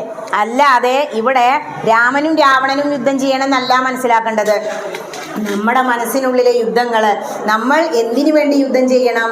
ഭക്തിക്ക് വേണ്ടി, ഭഗവാനെ കിട്ടുന്നതിന് വേണ്ടി, ആ ഭക്തിയാകുന്ന കൽക്കണ്ടം അനുഭവിക്കുന്നതിന് വേണ്ടി നമ്മൾ യുദ്ധം ചെയ്യണം. ഭാര്യയെ ഓർത്ത് സാധാരണക്കാർ ദുഃഖിക്കും എന്ന തത്വം അവിടെ മനസ്സിലാക്കുക. ഇവിടെ സീതാദേവിയെ ആശ്ലേഷിച്ചു എന്ന് പറയുന്നുണ്ട്. അതുപോലെ നല്ലത് പറയാൻ പഠിക്കുക. എന്താ പറഞ്ഞേ? കണ്ടിതു സീതയെ, നല്ലതല്ലേ പറഞ്ഞത്? വിനയമുള്ളവനാവാൻ പഠിക്കുക, ഹനുമാൻ ദേവനെ പോലെ. എല്ലാവരും അപ്പൊ നമ്മളെ പിടിച്ചു പുണരും. ഇവിടെ എന്താ ഉണ്ടായത്? ഹനുമാനെ പിടിച്ചു പുണർന്നു എന്ന് പറഞ്ഞാൽ എന്താ? നല്ലത് ചെയ്തു, വിനയത്തോടു കൂടി വന്ന് ഭഗവാന്റെ മുന്നിൽ നിന്നു. ആ ദേവിയുടെ തിരുനടയിൽ വിനയാന്വിതയായി അങ്ങോട്ട് പഞ്ചാംഗ നമസ്കാരം ചെയ്യുമ്പോൾ ഇവിടെ കിട്ടുന്ന ഒരു സുഖം, ആ ഭഗവതിയുടെ ആ ഒരു കുളിർക്കാറ്റ്, അത് അനുഭവിച്ച് തന്നെ അറിയണം. ഭക്തന് പ്രകാശിക്കുമാത്മാവ് നൂനം. അവനെ തളർത്താൻ ആർക്കും ആവില്ല. ഗീത പഠിച്ചവനെ തളർത്താനാവില്ല എന്ന് പറയില്ലേ? കാരണം ഭക്തനാണോ അവൻ്റെ ആത്മാവിനെ എത്ര തളർത്തിയിട്ടും കാര്യമില്ല. നമ്മളാൾക്കാരാണ് നമ്മളെ തളർത്തുക. നിന്റെ ഒരു പ്രഭാഷണം ഇല്ലേ? പക്ഷേ മറ്റുള്ളവർ വന്നിട്ട് നമ്മളോട് പറയുമ്പോൾ കുഴപ്പമില്ല അല്ലേ അപ്പം എൻ്റെ പരിപാടി, അങ്ങനെ തോന്നും. നമ്മളെ ഉണർത്താൻ, ഉയർത്താൻ ഭഗവത് ചിന്ത മാത്രം മതി എന്ന തത്വം മനസ്സിലാക്കുക. ഇനി അടുത്ത ഭാഗം യുദ്ധയാത്ര കഴിഞ്ഞ രാവണാദികളുടെ ആലോചന. ശ്രീരാമചന്ദ്രനും സൈന്യവും ഒക്കെ സമുദ്രതീരത്തിൽ അങ്ങനെ വന്നു എന്ന് രാവണൻ അറിഞ്ഞു. അതാണല്ലോ ഹീറോ വേണം, അതിന് ഓപ്പോസിഷന് നിൽക്കാൻ എന്ത് വേണം? ഒരു വില്ലനും വേണം. ഇവിടെ രാവണൻ ഇങ്ങനെ നോക്കിയപ്പോൾ സമുദ്രം പോലെ വാനരപ്പട വന്ന് നിറഞ്ഞു നിൽക്കുകയാണ്. സേതുവൊക്കെ കെട്ടി വന്നിരിക്കുന്നു. അപ്പം എന്താ? മന്ത്രിമാരെയൊക്കെ വിളിച്ചു. അങ്ങനെയാണല്ലോ രാജാക്കന്മാരെ, ആരവിടെ മന്ത്രിസഭ കൂടട്ടെ എന്നൊക്കെ പറഞ്ഞിട്ടും നടിച്ചു. എല്ലാവരും വന്ന് അവിടെ ഇരുന്നു. 3 ലോകത്തെയും ജയിച്ച അങ്ങേക്ക് എന്തിനാ കേവലം മനുഷ്യനായ രാമനെ ഓർത്ത് ഇത്ര പേടി ഒന്ന് ചോദിച്ചു ഓരോ മന്ത്രിമാരും. അപ്പോൾ പറയാണ്, മന്ത്രിമാരായ നിങ്ങളുടെ ഉപദേശം കേട്ടിട്ട് ഇതുവരെ എനിക്ക് യാതൊരുവിധ പ്രശ്നങ്ങളും ഉണ്ടായില്ല. അതുകൊണ്ട് ഇന്നും എനിക്ക് നിങ്ങളുടെ ഉപദേശം വേണം. അതുകൊണ്ടാണ് നിങ്ങളോട് എനിക്ക് ഇത്ര സ്നേഹവും കടപ്പാടും എന്ന് പറഞ്ഞു. ഇവിടെ അവർ പറയാണ്, 3 പുത്രന്മാരെ കുറിച്ച് പറയുന്നില്ലേ ഇതിനു മുമ്പ് ഒരു ഭാഗത്ത് രാമായണം? ഉത്തമനായ പുത്രൻ, മധ്യമനായ പുത്രൻ, അധമനായ പുത്രൻ. ഇവിടെ പറയാണ് ഈ രാജ്യസഭയിലും ഉത്തമന്മാരും മധ്യമന്മാരും അധമന്മാരും ഉണ്ട്. എന്താ കാരണം എന്നാ പറയുന്നത്? ഉത്തമനാണെങ്കിൽ നിങ്ങൾ എല്ലാവരും ചർച്ച ചെയ്തിട്ട് അദ്ദേഹം പറഞ്ഞത് തന്നെ ശരി, നന്നായി, എൻ്റെ അഭിപ്രായം അതാന്ന് പറയും. മധ്യമനാണെങ്കിലോ അത് കുറച്ച് പ്രയാസമാണ്, ഇപ്പോൾ അവരായിട്ട് യുദ്ധം ചെയ്യാന്ന് പറയും. അധമനാണെങ്കിലോ അതൊന്നും സാധിക്കില്ല എന്ന് പറയും. എനിക്ക് ഉത്തമനായ പോരാളികളെയാണ് ആവശ്യം എന്ന് പറയാണ്. ഇങ്ങനെ രാവണൻ ഇതൊക്കെ പറഞ്ഞപ്പോൾ മന്ത്രിമാരെന്താ പറഞ്ഞെന്നോ, ഇപ്പോൾ ഇങ്ങനെ ഒരു ചർച്ചയൊക്കെ വിളിച്ചത് നന്നായി. കാരണം രാമനെ ഓർത്ത് എന്തിനാണ് ഇത്രയും വിഷമിക്കുന്നത്, പേടിക്കുന്നത്? അതിൻ്റെ ആവശ്യമില്ല. അങ്ങ് ദേവേന്ദ്രനെ പോലും ജയിച്ച്, മേഘനാഥൻ അങ്ങയുടെ പുത്രനല്ലേ, ദേവേന്ദ്രനെ അങ്ങും ജയിച്ചിട്ടുണ്ട്, മകനും ജയിച്ചിട്ടുണ്ട് ഇന്ദ്രജിത്ത്. അതുപോലെ കുബേരനെ ജയിച്ചിട്ടല്ലേ പുഷ്പക വിമാനം അങ്ങ് എടുത്തത്. മറ്റൊന്ന് കാലനെ ജയിച്ച വ്യക്തിയല്ലേ രാവണ അങ്ങ് എന്ന് ചോദിക്കുക. വരുണനെ ഒരു ഹുങ്കാരം കൊണ്ട് ജയിച്ചിട്ടുണ്ടല്ലോ. മയൻ എന്ന അസുരനെ എന്താ ചെയ്ത്? അങ്ങയെ പേടിച്ച് സുന്ദരിയായ മകളെ ഭാര്യയാക്കി തന്നില്ലേ.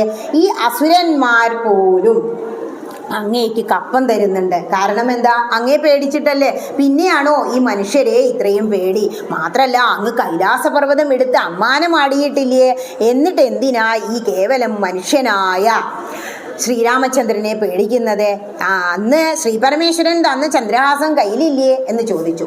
3 ലോകങ്ങളും അങ്ങയെ പേടിക്കുന്നുണ്ട്. അങ്ങേക്ക് അത് അറിയാഞ്ഞിട്ടാണ്. അതുകൊണ്ട് അങ്ങ് ഇതോർത്ത് ചർച്ച കൂടി എന്നറിഞ്ഞാൽ തന്നെ ലോകര് ഇതറിഞ്ഞ ലജ്ജിക്കും. അതുകൊണ്ട് ഒരു രാമനോട് യുദ്ധം ചെയ്യാൻ ചർച്ച ചെയ്തു എന്നാരും അറിയണ്ട എന്ന് പറഞ്ഞു. ഇങ്ങനെ അവർ പ്രതിജ്ഞ ചെയ്യാണ്, ഞങ്ങൾ ജീവനോടെയുള്ള കാലം അങ്ങേക്കൊരിക്കൽ ആപത്ത് വരില്ല, ഞങ്ങൾ അങ്ങയെ കാത്തുകൊള്ളാം, അങ്ങയെ തോൽപ്പിക്കാൻ ആർക്കും ആവില്ല എന്ന്. ഇതൊക്കെ കേട്ടപ്പോൾ കുറച്ചൊരു ആശ്വാസമൊക്കെ തോന്നി ഇത്രേ ആർക്ക്? രാവണന്. ഇതിന്ന് എന്താ തത്വം മനസ്സിലാക്കേണ്ടതെന്നോ, ഏത് വില്ലാളി വീരനും ഉള്ളില് ഭയമുണ്ട് ഇല്ലേ? വലിയ വലിയ വില്ലാളി വീരന്മാരുണ്ടാവും, പക്ഷെ അവർക്കും ഉള്ളിൻ്റെ ഉള്ളിലൊരു ഭയം ഉണ്ട് എന്ന് മനസ്സിലാക്കുക. മറ്റൊന്ന്, മന്ത്രികൾ ചർച്ച ചെയ്തു എന്ന് പറഞ്ഞു. ഏതൊരു ചർച്ചയും നല്ലതിൽ കലാശിക്കണം എന്ന് മനസ്സിലാക്കുക. വീട്ടിൽ പല ചർച്ചയും നടക്കാറുണ്ടല്ലേ, ഒന്നുമില്ലാതെ അലസി പിരിയുന്ന എത്രയോ ചർച്ചകളുണ്ട്. മക്കളുടെ കല്യാണത്തെ കുറിച്ചൊക്കെ വരുമ്പോൾ നമ്മൾ പറയും നമ്മുടെ കൂട്ടർ തന്നെ വേണം. അപ്പോഴേക്കും മകൾ പറയും അയ്യോ എനിക്ക് വേറൊരാളുണ്ട്. ആ ചർച്ച ശരിക്ക് കലാശിക്കോ? നല്ലതിൽ കലാശിക്കോ? ഇല്ലല്ലോ. ഏതൊരു ചർച്ചയും എന്ത് കാര്യങ്ങളും ഒരു പ്രശ്നത്തിനും പരിഹാരം ഉണ്ട് എന്നാ, നല്ലതിൽ കലാശിക്കണം. മറ്റൊന്ന്, എത്ര ഉന്നതരോട് ജയിച്ചവനും ഭഗവാന്റെ മുന്നിൽ അധർമ്മത്തിലൂടെ പിടിച്ചു നിൽക്കാനാവില്ല. ഇവിടെ ഇപ്പോൾ പറഞ്ഞു കൈലാസ അമ്മാനാടി ശ്രീ പരമേശ്വരൻ എന്ത് തന്നു? ചന്ദ്രഹാസം തന്നു, ഇന്ദ്രനെ ജയിച്ചു, പലതും പറഞ്ഞു, മയനെ ജയിച്ചു, വലിയ വലിയ അസുരന്മാരാ. എന്നിട്ടോ അവരുടെയൊക്കെ മുന്നിൽ ഈ മനുഷ്യന് എന്താ അവിടെ പ്രശ്നം? അധർമ്മാണ് ആര് കൊണ്ടു നടക്കുന്നത്? രാവണ രാക്ഷസൻ. അധർമ്മത്തിൽ ഉറച്ചു നിൽക്കുന്നവന് എന്നായാലും എന്ത് സംഭവിക്കും? തകർച്ച സംഭവിക്കും. അതാണ് തത്വം മനസ്സിലാക്കേണ്ടത്. ഇനി അടുത്ത ഭാഗം രാവണ കുംഭകർണ സംഭാഷണം. ഇത്രയും കാര്യങ്ങളാണ് ഇന്ന് പറയാനുള്ളത്. അവസാന ഭാഗമാണ്. ഏറ്റവും കൂടുതൽ നമ്മൾ തത്വചിന്ത നടത്തേണ്ട ഭാഗമാണ് രാവണ കുംഭകർണ സംഭാഷണം. കുംഭകർണൻ എന്ന് കേൾക്കുമ്പോൾ തന്നെ കുംഭകർണൻ എത്രമാത്രം നീതിമാനായിരുന്നു എന്ന് നമ്മൾ മനസ്സിലാക്കണം. ഇനി മറ്റൊന്ന്, ഇവിടെ മന്ത്രിമാരോട് എന്താ പറഞ്ഞത്? ആവലാതി പറയാണ് രാവണൻ, അയ്യോ നിങ്ങളെല്ലാവരും കൂടി എന്നെ രക്ഷിക്കണതേ, ആ വാനര സൈന്യം സമുദ്രം പോലെ വന്നിട്ടുണ്ട് എന്നൊക്കെ പറഞ്ഞു. എന്നിട്ട് മന്ത്രിമാരൊക്കെ പിരിഞ്ഞു പോയി. സമാധാനം ഉണ്ടായോ? ഇല്ല, ഞങ്ങൾ ശ്രമിക്കാന്നേ അവർ പറഞ്ഞോളൂ. ഇത്രയൊക്കെ വില്ലാളി വീരനല്ലേ എന്ന് പറഞ്ഞ് സമാധാനിപ്പിച്ചു. നമ്മുടെ ജീവിതത്തിൽ നടക്കുന്നത് ഇവിടെ എന്താ? ഇനി സമാധാനം ഇരിക്കപ്പുറത്തില്ല. ആർക്ക്? തെറ്റ് ചെയ്തിട്ടുണ്ട്. തെറ്റ് ചെയ്ത് കഴിഞ്ഞവന് ഒരിക്കലും സമാധാനം ഉണ്ടാവില്ല. അതുകൊണ്ടാണ് ധർമ്മത്തിൽ അധിഷ്ഠിതമായി ജീവിക്കണം എന്ന് പറയുന്നത്. ധർമ്മത്തിൽ നിന്നും വ്യതിചലിച്ച് മറ്റൊരുത്തൻ്റെ ഭാര്യയെ കട്ടുകൊണ്ട് കൊന്നിട്ട് അവിടെ വെച്ചിരിക്കുക. കട്ടു കൊടന്ന് വെച്ചു എന്ന് മാത്രമല്ല, ഇപ്പൊ എന്നും പോയിട്ട് മിരട്ടല. എന്താ ഈ ചന്ദ്രഹാസമൊക്കെ ഇളക്കിയിട്ട് പറയൂത്രേ രാവണ രാക്ഷസ സ്ത്രീകളോട് പറഞ്ഞു വശത്ത് വരുത്തണം കേട്ടോ. ഇപ്പോഴും ഞാൻ പറഞ്ഞത് ഇവൾ അനുസരിക്കുന്നില്ല. പലതും നയത്തിൽ പറഞ്ഞു നോക്കി, ഒന്നും കേൾക്കുന്നില്ല. പിന്നെ തീരുമാനിക്കുകയാണ്, എനിക്ക് ഏതായാലും ഒരു അനുജനുണ്ടല്ലോ കുംഭകർണൻ, അവിടെ ഒന്ന് പോയി നോക്കാം. എന്താ കുംഭകർണൻ എപ്പോൾ നോക്കിയാലും ഉറക്കല്ലേ? അപ്പോൾ ഉണർന്നിരിക്കുന്ന സമയാത്രേ. ഓടി ചെന്നു. അവിടെ ചെന്നപ്പോൾ കുംഭകർണനെ അടുത്തു ചെന്ന് സംസാരിക്കാൻ തുടങ്ങി. നമ്മൾ എന്താ ചെയ്യുക? നമ്മുടെ വീട്ടിൽ ഒരു പ്രശ്നം, നമ്മുടെ മനസ്സിൽ ഒരു ആവലാതി വന്നു, ചെറിയൊരു പ്രശ്നമാവും, ജോലി സ്ഥലത്ത് സ്കൂളിലേക്ക് പ്രശ്നമാവും. നമ്മൾക്ക് ഉറപ്പാണ് ഇതിന് പരിഹാരം കാണാൻ അച്ഛനും വയ്യ, മക്കൾക്കും വയ്യ, എന്നാലും നമ്മളിങ്ങനെ ആവലാതി ഇങ്ങനെ പറയൂലേ, ഇതിങ്ങനെ പുറത്തേക്ക് വന്നുകൊണ്ടിരിക്കും. ഇതുപോലെ കുംഭകർണൻ്റെ അടുത്ത് പോയിട്ട് അവരുടെ പ്രശ്നങ്ങൾ പറയാണ്. ഉണർന്ന് ഇരുന്ന്, ഉറക്കത്തിൻ്റെ ആളാണല്ലോ, ജ്യേഷ്ഠനെ ഒന്ന് അങ്ങോട്ട് തൊഴുതു ഇത്രേ ഈ കുംഭകർണൻ. ആ സമയത്ത് കാര്യം സാധിക്കാനല്ലേ ചെന്നത്, മുറുകെ അങ്ങോട്ട് പുണർന്നു ഇത്രേ കുംഭകർണനെ. എന്നിട്ട് ആ പീഠത്തിൽ ഇരിക്കാൻ പറഞ്ഞ് ഇരുത്തി. എന്നിട്ട് സ്നേഹത്തോടെ കുശല പ്രശ്നങ്ങളൊക്കെ ചെയ്തിട്ട് പറയാണ്, എനിക്ക് ഉള്ളില് വല്ലാത്ത ഭയം തോന്നുന്നു. രാവണന് ഭയം, ഓർത്തു നോക്കൂ, അത്രയും ഉന്നതനാണ് രാവണ, രാക്ഷസനാണ്. രാക്ഷസന്മാർക്ക് മനുഷ്യനെ ഓർത്ത് ഭയം. അതേസമയം കുംഭകർണൻ ചോദിക്കുക, എന്തിനാ പത്ര ഭയം, പേടിയൊക്കെ? അപ്പൊ കാര്യങ്ങളൊക്കെ വിശദമായിട്ട് പറഞ്ഞു. അപ്പോ ഈ ഭയം തിരിച്ചു പറയാ കുംഭകർണൻ, എനിക്കും ഭയം തോന്നുന്നു. എന്താ കാരണം? അവിടെ പോയ മരണം ഉറപ്പാ. എന്നോട് ഇപ്പോൾ അവിടെ പോകാനല്ലേ പറഞ്ഞ് യുദ്ധം ചെയ്യാന്. അവിടെ പോയാൽ ശ്രീരാമചന്ദ്രൻ കൊല്ലും. ഇനിയിപ്പോൾ ഇവിടെ നിന്ന് കഴിഞ്ഞാൽ അനുസരണ ഇല്ല എന്ന് പറഞ്ഞ് അങ്ങ് കൊല്ലും. ഇവിടെ നിന്ന് ഒരു രാക്ഷസന്റെ കൈകൊണ്ട്, രജോ ഗുണപ്രധാനിയാണ് രാക്ഷസൻ, ആ വധത്തിനേക്കാൾ നല്ലത് എന്താ?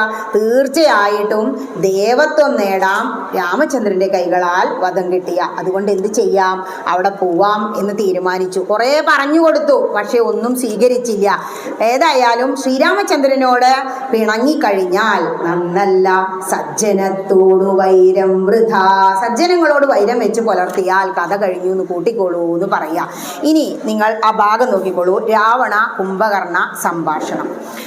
ഇനി ജീവിച്ചിരിക്കണം എന്ന് ആശയുണ്ടെങ്കിൽ, ഹേ രാവണ, രാവണപ്രഭു, അങ്ങ് ശ്രീരാമനെ സേവിക്കണം, അല്ലാതെ ഒരു രക്ഷയില്ല. നല്ലത് പറഞ്ഞു കൊടുക്കുക കുംഭകർണൻ.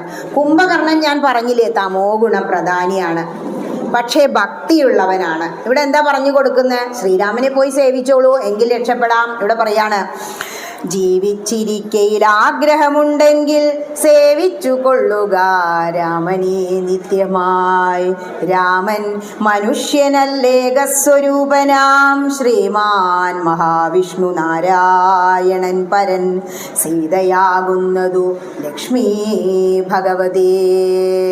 അപ്പൊ എന്താണ് എന്ന് പറയാണ്, ശ്രീരാമചന്ദ്രൻ കേവലം മനുഷ്യനല്ല, ശ്രീരാമചന്ദ്രൻ വിഷ്ണു ഭഗവാൻ അവതാരം എടുത്ത് വന്നതാണ്. സീതാദേവി എവിടെ കൊണ്ടുവന്ന് വെച്ചിട്ടില്ലേ, അത് സാധാരണ സ്ത്രീയൊന്നുമല്ല, ഇത്ര കാലം പിടിച്ചു പുൽകിയ രാക്ഷസ സ്ത്രീകളെ പോലെയൊന്നുമല്ല. സീതാദേവി ലക്ഷ്മിയാണ്. അതുകൊണ്ട് രാമൻ മനുഷ്യനാന്ന് തെറ്റിദ്ധരിച്ച് യുദ്ധത്തിന് പുറപ്പെടണ്ട. ഈ നിമിഷം വേണമെങ്കിൽ സീതയെ കൊണ്ടുകൊടുത്ത് ക്ഷമിക്കണേ പറഞ്ഞോളൂ. കരുണാമയനാണ് ശ്രീരാമചന്ദ്രൻ, നമ്മളോട് ക്ഷമിക്കും എന്ന് പറയാണ്.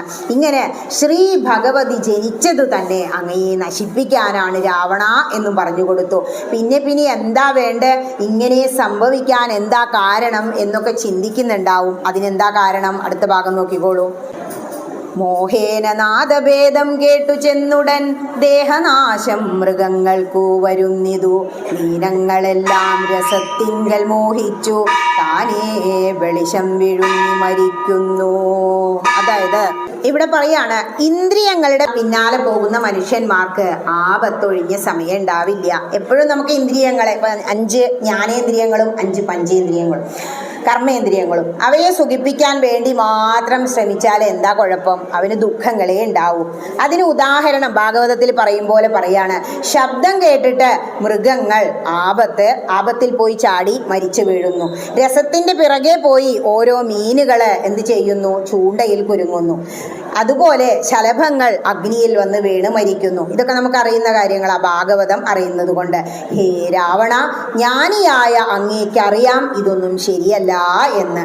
എന്നിട്ടും അങ്ങയുടെ മനസ്സിൽ അതങ്ങ് മുഴുകിപ്പോവാണ്. എന്ത്? ഇന്ദ്രിയ സുഖം. അതുകൊണ്ട് കഴിഞ്ഞ ജന്മത്തിലെ വാസന കൊണ്ടാണ് അങ്ങേക്ക് ഇതെല്ലാം തോന്നുന്നത്. ഇതൊന്നും മാറ്റാൻ ആർക്കും കഴിയില്ല. നമ്മളെന്താ പറയാ, ചൊല്ലിക്കൊട് തല്ലിക്കൊട് തള്ളിക്കള. അതെന്നെ ഇവിടെ ഉണ്ടായത്. കുംഭകർണൻ കൈയൊഴിഞ്ഞു, പറഞ്ഞിട്ടൊന്നും കാര്യം ഇല്ല. വിജ്ഞാനം നേടിയ ദിവ്യന്മാർക്ക് പോലും ഇന്ദ്രിയ സുഖത്തിന് പിറകെ പോയി കഴിഞ്ഞാൽ ആപത്ത് വരും. പിന്നെയാണോ രാക്ഷസനായ അങ്ങേക്ക്? അതുകൊണ്ട് അങ്ങ് ചെയ്തതെല്ലാം അന്യായമായിരുന്നു എന്ന് പറയാം. അതുമാത്രമല്ല, അന്യായമായ കാര്യങ്ങൾ ചെയ്ത് ഇങ്ങനെ നാട്ടുകാർക്ക് കൂടി ആപത്ത് വരുത്തി വെച്ചത് എത്ര ദോഷാണെന്നറിയോ? ഇനിയിപ്പോൾ ഇത്രയും പേര് വധിക്കപ്പെട്ടു, 1/4 ഭാഗം ആര് കൊന്നു? ഹനുമാൻ കൊന്നു. ഇനിയും യുദ്ധം നടന്ന രാജ്യത്തുള്ള എല്ലാ വ്യക്തികളും മരിച്ചു പോകും. അതുകൊണ്ട് ഇന്ദ്രിയ സുഖത്തിന് പിറകെ നമ്മൾ പോയാൽ ആപത്തേ വരൂ എന്ന് പറഞ്ഞു കൊടുക്കുക. ഇതൊക്കെ കേട്ടപ്പോൾ ഇന്ദ്രജിത്ത് വന്നിട്ട് പറയാം, അച്ഛാ ഞാൻ വേണമെങ്കിൽ ഇപ്പൊ പോയിട്ട് കൊല്ലാം ആരെ? ഈ വാനരന്മാരെയും ശ്രീരാമനെയും. ഇത്രയും പറഞ്ഞിട്ടാണ് രാവണ കുംഭകർണ സംഭാഷണം സമർപ്പിക്കുന്നത്. ഇവിടെ എന്ത് തത്വമാണ് പറയുന്നത് എന്ന് നോക്കുക. ഇവിടെ ലങ്കയില് 3 സഹോദരന്മാരാ. ലങ്ക എന്ന് പറഞ്ഞാൽ നമ്മുടെ മനസ്സ്. ഏതൊക്കെ 3 സഹോദരന്മാര്? ഒന്ന് രാവണൻ, അനുജന്മാരായ കുംഭകർണൻ, വിഭീഷണൻ. രജോ ഗുണമാണ് രാവണന് എങ്കിൽ സത്വഗുണമാണ് വിഭീഷണന്. അതേസമയം തമോ ഗുണമാണ് കുംഭകർണന്. ഇത് നമ്മുടെ മനസ്സിൻ്റെ ഉള്ളിലും ഉണ്ട്. ഇപ്പം നല്ല എരിയും പുളിയൊക്കെ കൂട്ടിയൊരു ഭക്ഷണം കഴിക്കണം, അത് രജോ ഗുണം. ഇപ്പം കിടന്നുറങ്ങണം, ഊണ് കഴിഞ്ഞാൽ അപ്പോൾ നാമം ചെല്ലണം എന്ന് പറഞ്ഞാൽ വയ്യ, അതെന്താ? തമോ ഗുണം. അല്ല, അവിടെ പോയിരുന്ന് ഇത്തിരി നാമം ചെല്ലാൻ തോന്നി, അതെന്തായി? സത്വഗുണം. ഈ 3 ഗുണങ്ങളും നമ്മുടെ ഉള്ളിലുണ്ട് എന്ന് പറയാം. അതാണ് നമുക്കുള്ള ഉപദേശം. പിന്നെ എന്തേ? സത്വഗുണം ആയ വിഭീഷണൻ പറഞ്ഞതും തമോ ഗുണം ആയ കുംഭകർണൻ പറഞ്ഞതും ഒന്നും രാവണൻ രജോ ഗുണം എടുത്തില്ല. അതുകൊണ്ട് എല്ലാവരും എന്ത് ചെയ്തു? അദ്ദേഹത്തെ കൈയൊഴിഞ്ഞു. സ്വന്തക്കാരായാലും കെട്ടവരാണെങ്കിൽ നമ്മൾ ഉപേക്ഷിക്കണം എന്ന തത്വം അവിടെ പറയാം. പിന്നെ ഇവിടെ നരനും നാരായണനും.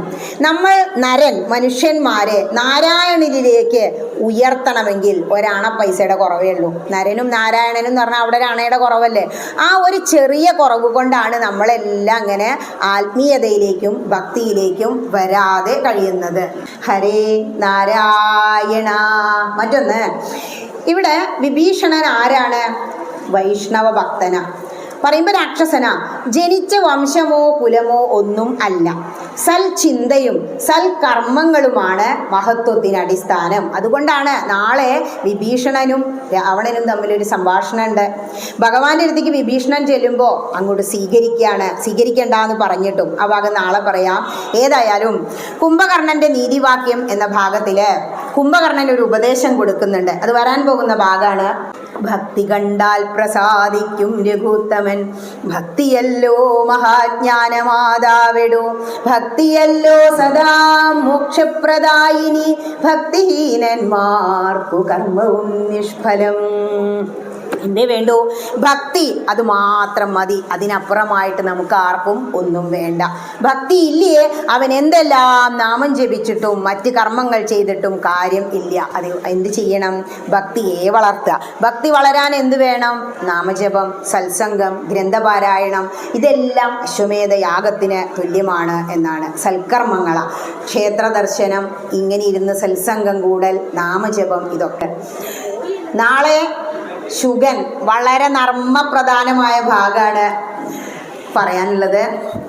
അത് നാളെ പറയാം. വിഭീഷണൻ്റെ ഒരു സ്തുതിയുണ്ട്. കുറച്ച് ഭാഗമേ നാളെ പറയാനുള്ളൂ. ഇന്നത്തെ ഭാഗം മുഴുവനായിട്ട് പറഞ്ഞിട്ടുണ്ട്. ഏതായാലും രാമായണത്തിൽ സുന്ദരമായ സുന്ദരകാന്ഡം നമ്മൾ സമർപ്പിച്ചു. യുദ്ധം നമ്മുടെ മനസ്സിൻ്റെ ഉള്ളിലാണ്. യുദ്ധം ഭക്തി വേണോ വേണ്ടേ, എന്താ ചെയ്യേണ്ടത്? അങ്ങനെ ഏതായാലും ഈ യജ്ഞം ഞാൻ ശ്രീ ഭഗവതിയുടെ തൃപാദാരവിന്ദങ്ങളിൽ സമർപ്പിക്കുകയാണ്. ഹരേ രാമ ഹരേ രാമ രാമ രാമ ഹരേ ഹരേ, ഹരേ കൃഷ്ണ ഹരേ കൃഷ്ണ കൃഷ്ണ കൃഷ്ണ ഹരേ ഹരേ, ഹരേ രാമ രാമ രാമ ഹരേ ഹരേ, ഹരേ കൃഷ്ണ കൃഷ്ണ കൃഷ്ണ ഹരേ ഹരേ, ഹരേ മുകുന്ദമുരാരേ ശരണം മേ തവ ചരണയുഗം, പവനപുരേശ രാധാ കൃഷ്ണ ശരണം മേ തവ ചരണയുഗം. യജ്ഞം സമർപ്പിക്കുകയാണ്. ഹരേ രാമ രാമായ രാമഭദ്രായ രാമചന്ദ്രായ വേദസേ രഘുനാഥായ നാഥായ സീതാ പദയേ നമഃ.